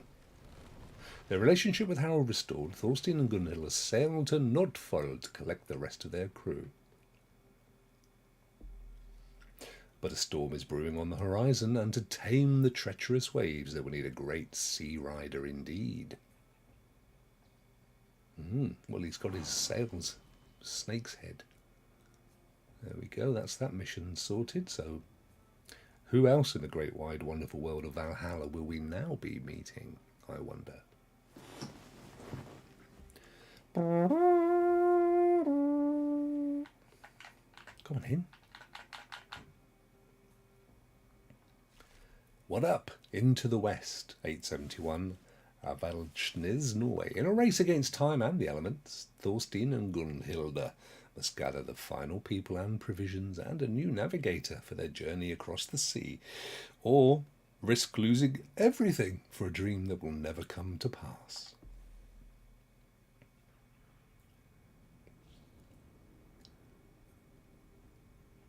I'm sure this guy used to be in Genesis.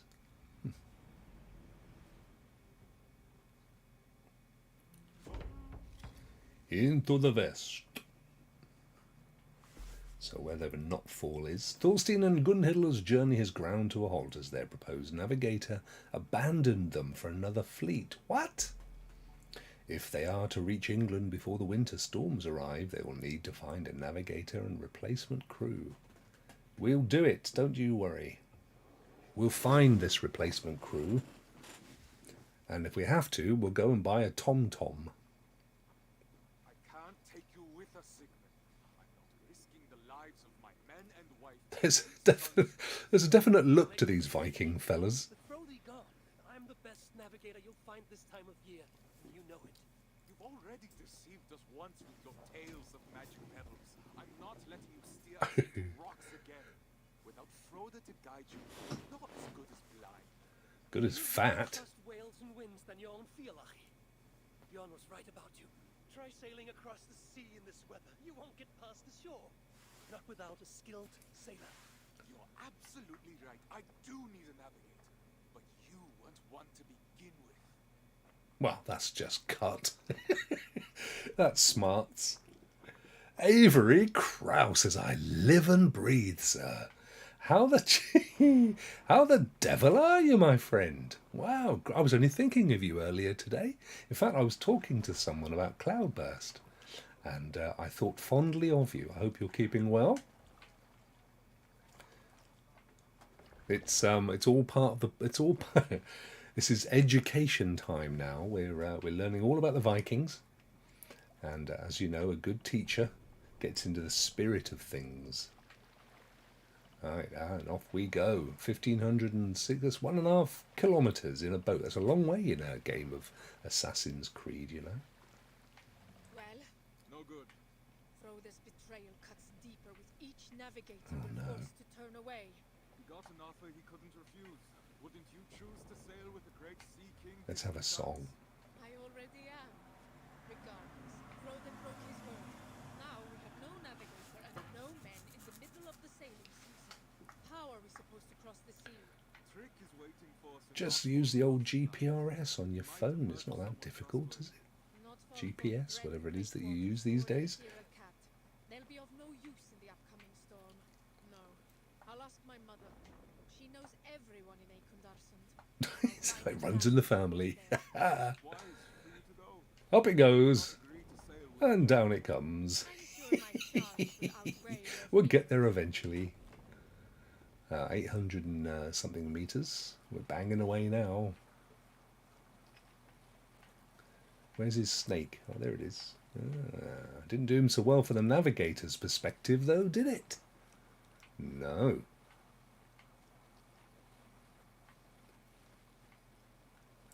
Right,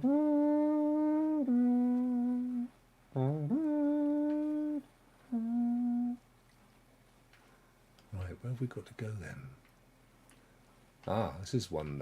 This is a bit like earlier, where we have to do them in sequence, I think.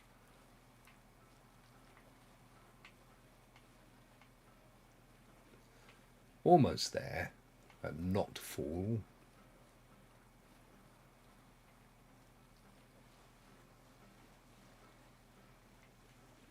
Let's crash into this one. Trick looks busy with our supplies. Now we need some boat repairs. Be swift, my love. We'll meet you in Akondarsund once the boat is loaded. No, get off the snake.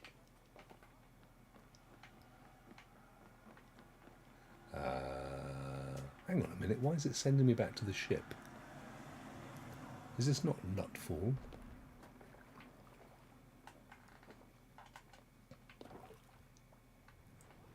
You know, it's literally going to take us, it's going to get us to go down the side of this gantry.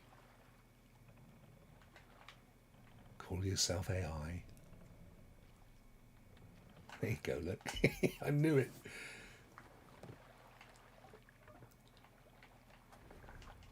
Speak to Trig. What, Trigger? Oh, luckily there he is. Trick. I gather these crates are full of dried cod? No, it's just my breath. The other ones have hot bread, meat, and wool canvases for the crew. Excellent. You offend me. Served us well for many years now, Trick. Faithfully. I can't say it was a pleasure, but you treated me with respect. I'm grateful for it. Now I hope my debt has been paid. In full. Are you sure I can't tempt you to come with us? Your help would be invaluable. Shackles here versus shackles across the sea? Tough choice to make. You misunderstand me. I free you, here and now. But if you return to me willingly as a slave, you can purchase a place amongst my crew. Once we're established in the Oh, land of great. Israel, I'm making you a completely free man, but if you come with me, you can be a slave again. Now there's a bargain. Not many slaves would get an offer like that. Let's get these supplies on board before the storm hits us. I think the storm's hit them. As Thorstein and Trig load the ship, Gunhilda makes her way towards Eikendardersund. That's exactly how it's pronounced as well. Right, let's do some educational stuff. We've got a few up here by the look of things. Oops, wrong way. Ooh, divinities of the sea. Ancient Scandinavians believed in a vast pantheon of powerful supernatural beings. These divinities oversaw different realms, including the sea, just like the ocean itself. Sea divinities could be kind and cruel. So look at the artwork. Beautiful. Very nice. Many divinities oversaw the seas and oceans. One of the most important was Njord, a god from the Vanir tribe, father of the twin fertility gods Freyr and Freyja. Njord looked after the sea, the wind, and fishermen like those aboard this ship. Another sea divinity was Ygr. He was not a god, but a giant, and the embodiment of the sea itself. His name even meant sea. Legend said that Ygr sat at the head of a great underwater hall where all those lost at sea would join together and feast beneath the waves. Ygr's wife, the goddess Rhiann of the Aesir tribe, was not as kindly as her husband. She would stalk reckless sailors and shipwreck victims, trap them in her nets, and drag them into the watery depths to drown. That's nasty. Right, what's next? Four legs are faster than two. Yes. And your point is, madam? What does the one? Let's look on the. I haven't looked on the map for the entire game. Here we are. So this is oh yeah, 1, 2, 1. Where are we? We're actually at 1. Oaths and honour. Thorstein and Gunhilda are a young, ambitious couple hoping to gain the attention of... Oh, I see. We've done all that, haven't we? I mean, it's not... Don't need to know all that again, do we? Yeah, there's everything here that we ticked off. Ah, very good. So, 640 metres in this general direction. Of course, the other thing about this game, the Discovery Series game, is that there's no loot. So you don't kind of waste your time exploring everything to pick up 3 silver. But you do. I do want to stop and read these things. Oh, look at that photo. Snow here, there, and everywhere. What does it say? For players to recognise their surroundings easily, developers wanted to create a clash between the English and Norwegian maps. So Norwegian landscapes are covered with ice and snow, with little road to travel by land. While Scandinavia wasn't as barren as we're made to believe, the harsh and uninviting land depicted in AC Valhalla means to push the player towards England and continue Eivor's journey. To do so, level artists, tech artists, and level designers used the Lofoten Island as a visual reference to emulate its rough landscape. It is beautiful, isn't it? Through shapes and outlines, the designers made the world feel treacherous, while England's flora is lush and lively. Which the it grass is isn't. always greener on the other side of the sea. Poor old Norway. We'll summon a mount. I'm not sure how far we need to go though. 550. It's a fair old trek on feet. Horses go about 4 times the speed of humans in these games.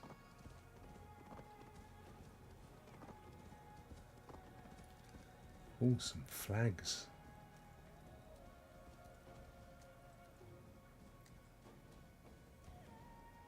Marauder's Den.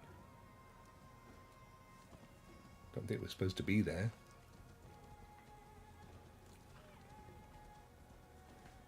Freyr, gods, let this horse bring balance and protection to our journey. Fox.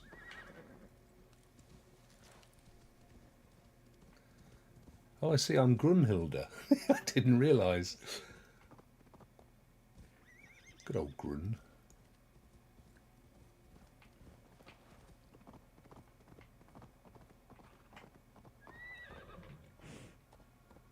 Nice. Jump. And here we are. Eikendarsund.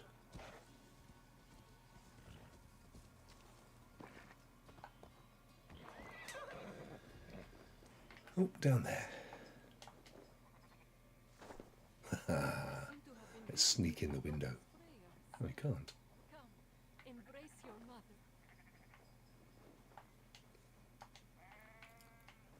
Hey, Ma. Mother, it's been a while. Far too long. The sheep miss you, Gunhilda. Oh, hello. Losing you to the land across the sea. They might not have to. Whatever is troubling you, my love, we will remedy it. We need more men. What's that skulking around in the... Oh, it's a sheep. We're left with no navigator nor crew. Some clans have just returned from the sea. I've seen them camp nearby. I can take you to them, but you'll have to be persuasive. Do you doubt my abilities, Mother? I wouldn't dare.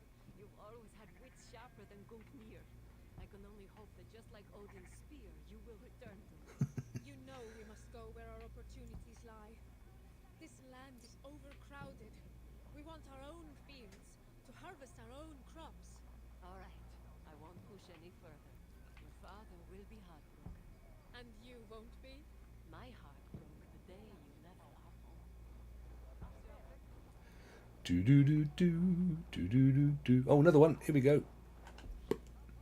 Ah, why leave Scandinavia? West Scandinavia was more than just a land of ice and snow.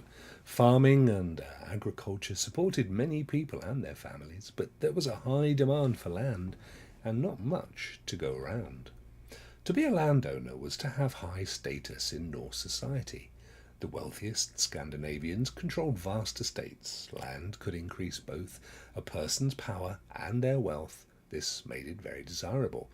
It was also very hard to get. There wasn't very much land in Scandinavia that was arable or good for growing crops. Furthermore, Norse land ownership was complicated. It was believed that a person's forebears continued to inhabit their oathal or ancestral territory beyond death. Because a family's ancestors lived on the land, it could not be divided. When a parent passed away, their land could not be split among their children. It could only be possessed by one family member at a time. That left many people unable to inherit land, and many people tempted to leave Scandinavia and seek it elsewhere.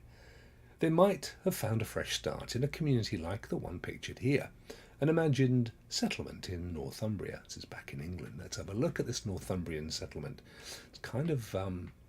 okay, so what they've essentially got, this is all walled and protected as far as to the river here, where they have rather large boats on the port. But even here, they don't have huge amounts of land to... I mean, you could maybe satisfy one sheep in there. You'd have to own all the stuff around the outside, wouldn't you? Ancient Abbey. Lovely, though. I'd imagine the quality, the amount of thousands and thousands of illustrations and pictures and things they would have created for a game like this. Hello, what's going on here then? Free men of Eikendarsund, heed my call. We are looking for those brave enough to defy the whale road with us. Will you sail with us? I saw you on the path earlier. You came here on a horse, didn't you? I did. But you shamelessly admitted. You fool. No, I won't sail with you. What's he got to get his horses? Spirit's wrath. I intended to break the curse of sailing with a woman when riding that horse. It should protect us. Have you seen the sky? The gods are already punishing you for your arrogance. He's got a point. Dag nabbit. Join us. Bondy? Men and I have just returned James Bondy. with Guthrum's warband. It's time for us to tend to our crops and see our children grow. When do you leave? Today, Have you sailed before? my husband sailed with Harald Jarl himself. He sailed enough for both of us. I've learned to be wary of boastful spirits. Your word alone isn't enough. How can I convince you to accompany us? Well, why are you leaving our northern land? There's not enough land. Is a second son. If we were to stay, our farm will pass to his eldest brother, and we'll be left with nothing. I understand that all too well. My men and I have found this temporary campsite, but we've got nowhere to go. Then come with us. It does sound tempting. Would you have enough supplies for all my men? Look at these dudes. We have mead and dried fish. Loading the meat and the dried fish aboard our ship as we speak. We'll have plenty for everyone. How will we be sleeping? We'll protect our Lying down. canvases. That should be enough. How will you find your way across the sea?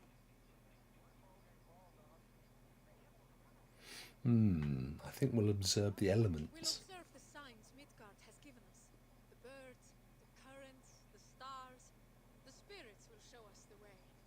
We need someone to interpret it. You're right. I can help you around these shores, but in the midst of the wave world, we'll need an expert. We? Have you decided to come? I have. You speak true and my men are ready to settle. Yay! I'm honored. Gather your men and your things. I'll take you to our ship. Yay! And I shall go and load Apple Maps onto my Viking pad. Oh, they get worse. No better than to ever doubt you. You excel once again. There's little to stand in your way when you aim for the sky.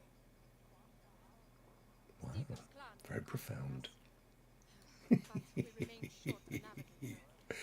Thought of someone while loading the ship. Who? You'll need to trust me. But we must reach Heloia first, and fast. The storm is imminent. It's looming on the horizon like a bad omen. We offended the gods in some way. I rode a horse to my mother. It's going to do it every time.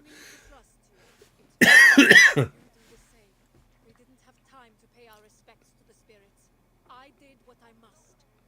Now, You should have walked, woman. What's wrong with you? I know where Heloia is. Then lead the way.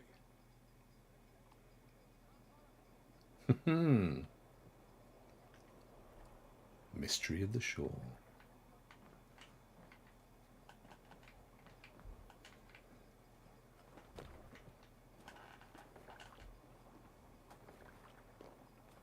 Oh no, we missed an educational thing. Sail right.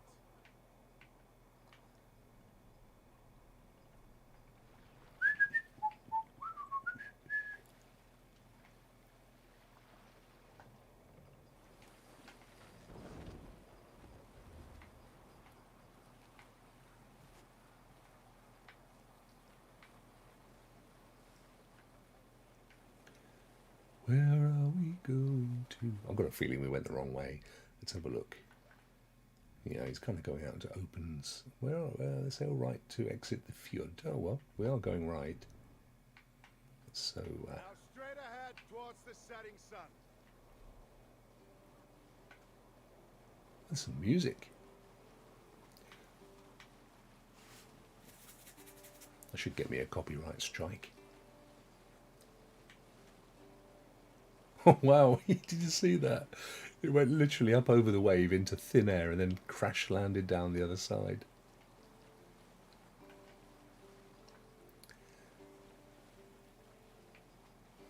Let's see if we can do it again. Woohoo! I'm so easily pleased. Now, get closer to the shore. That would definitely not happen in the real world. And the land on your right. We don't want to damage the hull. Okay, we'll try our best. Oops, we're getting close to the edge of the map.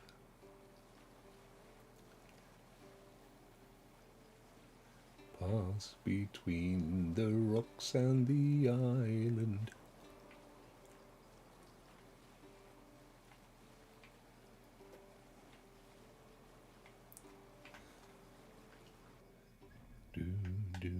Where are we?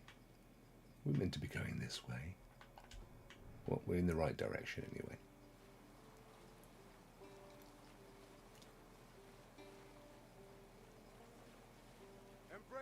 shore until you see a tower of ice.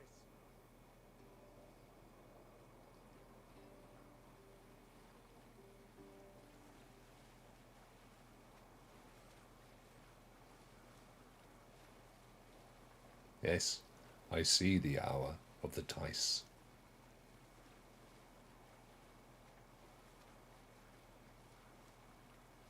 There! What? The ice tower.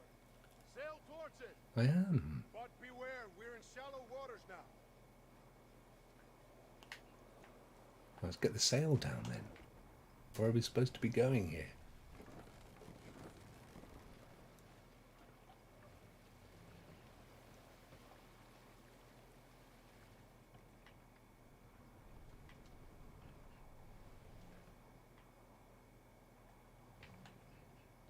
Are we supposed to be going up the tower?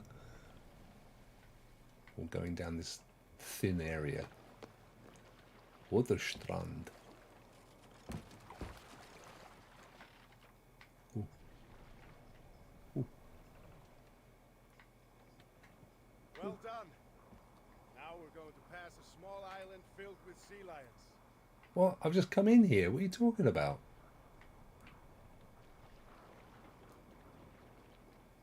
I've got to get out again.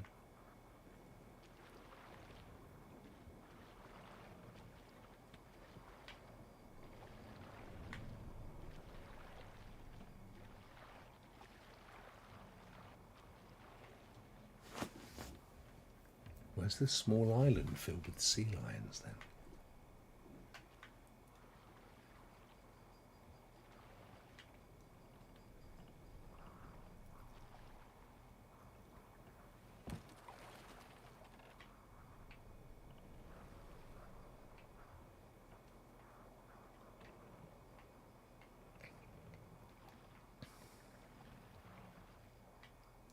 Not seeing sea lions.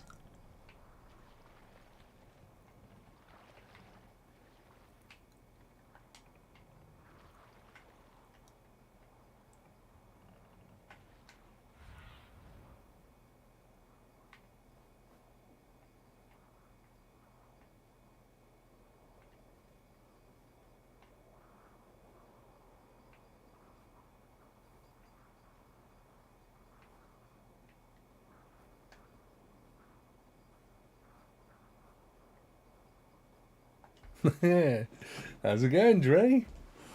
How's it going, brother? Good to see you, my friend. Hope you're keeping well.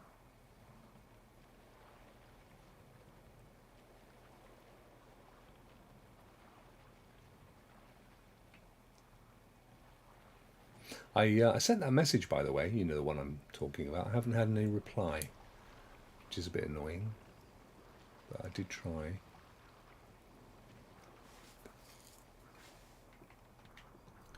Where's this island with sea lions on then? Everything else was quite close. Ah, let's go that way.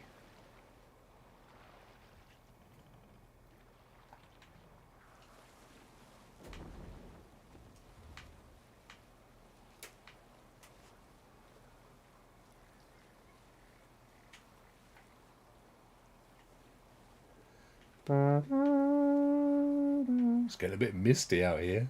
Flipping sea lions wouldn't... Ooh. What? Oh, I'm not so sure. What was going on? Let's drop the sail. I think it's trying to get us into a disastrous storm. Yeah, it's not going to end well for this fella, is it? Let's be honest. Old Thorstein.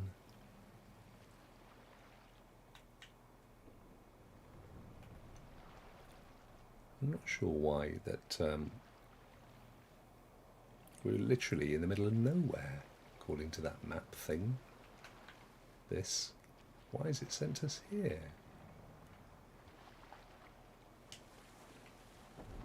What's that all about?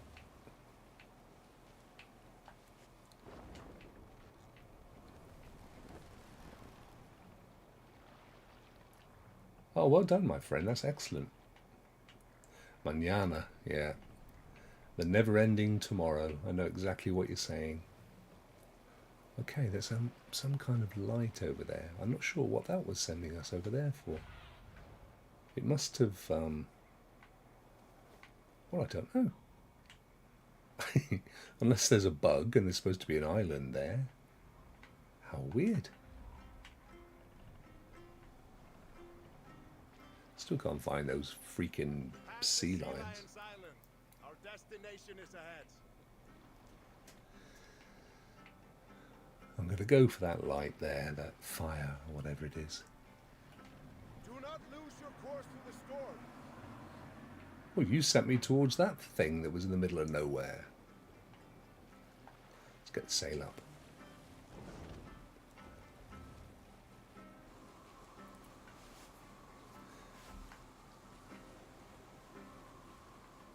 Do you see the light? Yes. Go towards it. It's our destination. I'm on my way.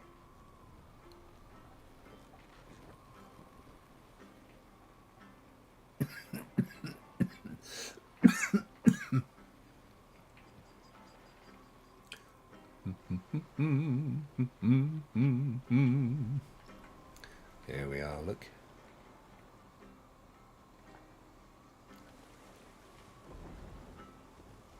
Alright, let's crash into it. Yes, we've docked. I have no idea why it was telling us to go out there in the middle of nowhere. It's very odd. We've arrived. This is Hallelujah. Hallelujah! Go on then, get off. Huh. Right, we need some education. Is there anything around here to learn? Let's have a look on the map. No, it's barren of education. You shouldn't be. Bjorn, brother.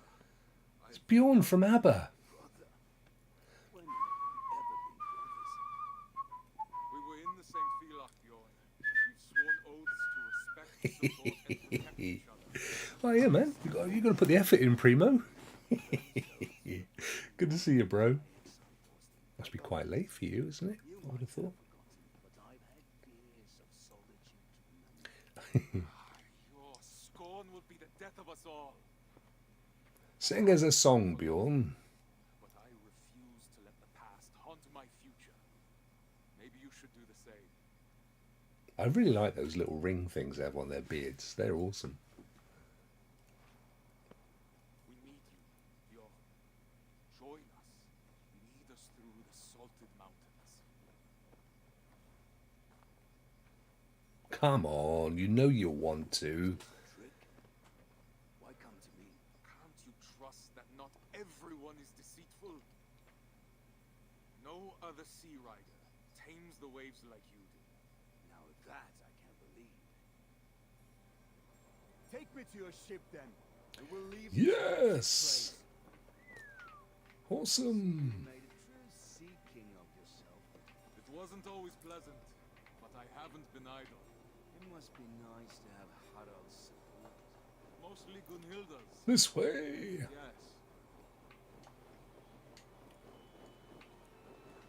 Yeah, it's doing amazing, Dre, isn't it? Really amazing. 335.69 now, thanks to Barclay. Gunhilda, you haven't changed. That's enough from you. Leave us.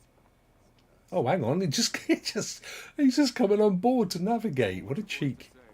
Yet it didn't stop you from making such a foolish decision. You would have never agreed. And with good reason. How are you so quick to forget? I'm not.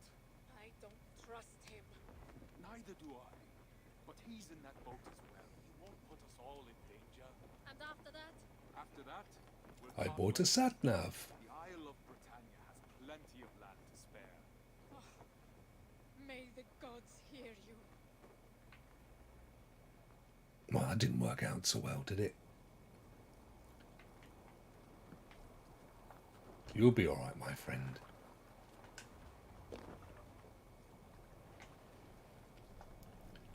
Oh no, I'm gonna crash. No, this way, no. Oh, not a good start really to the old journey.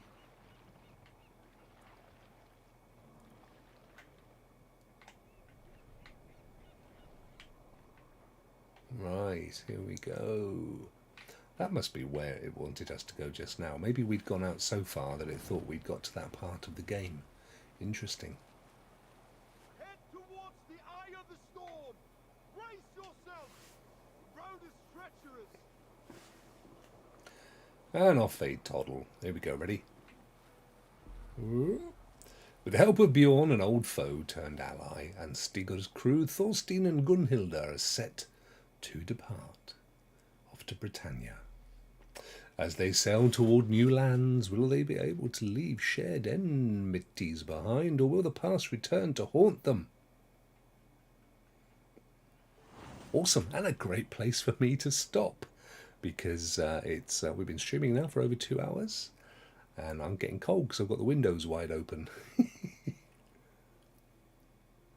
Very good. There you go. 7 years have passed. Brother Elric, now a confidant of King Alfred, has been Guthrum's hostage at Chippenham for 5 months. In order to win his freedom, he must convince Guthrum to seek peace with the aging Jarl is loath to do. Awesome. Right, okay. Enjoyed that. Very good. Let's go to the menus.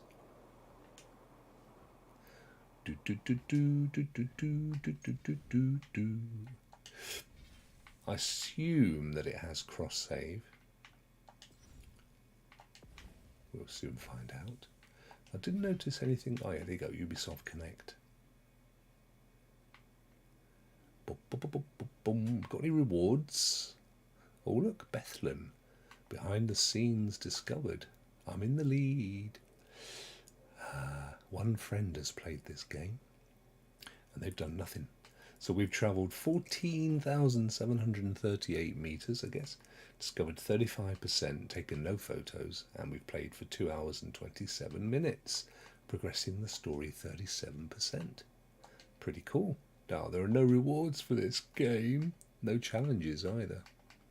Oh, not to worry. Right, okay, cool. Guys, thank you so much, as always. Going to quit to the title screen. Barclay, thank you so much for the £5, which has got us ever closer. I don't know what we're going to end up with. The way I see it right now is that the 1,000 was my goal.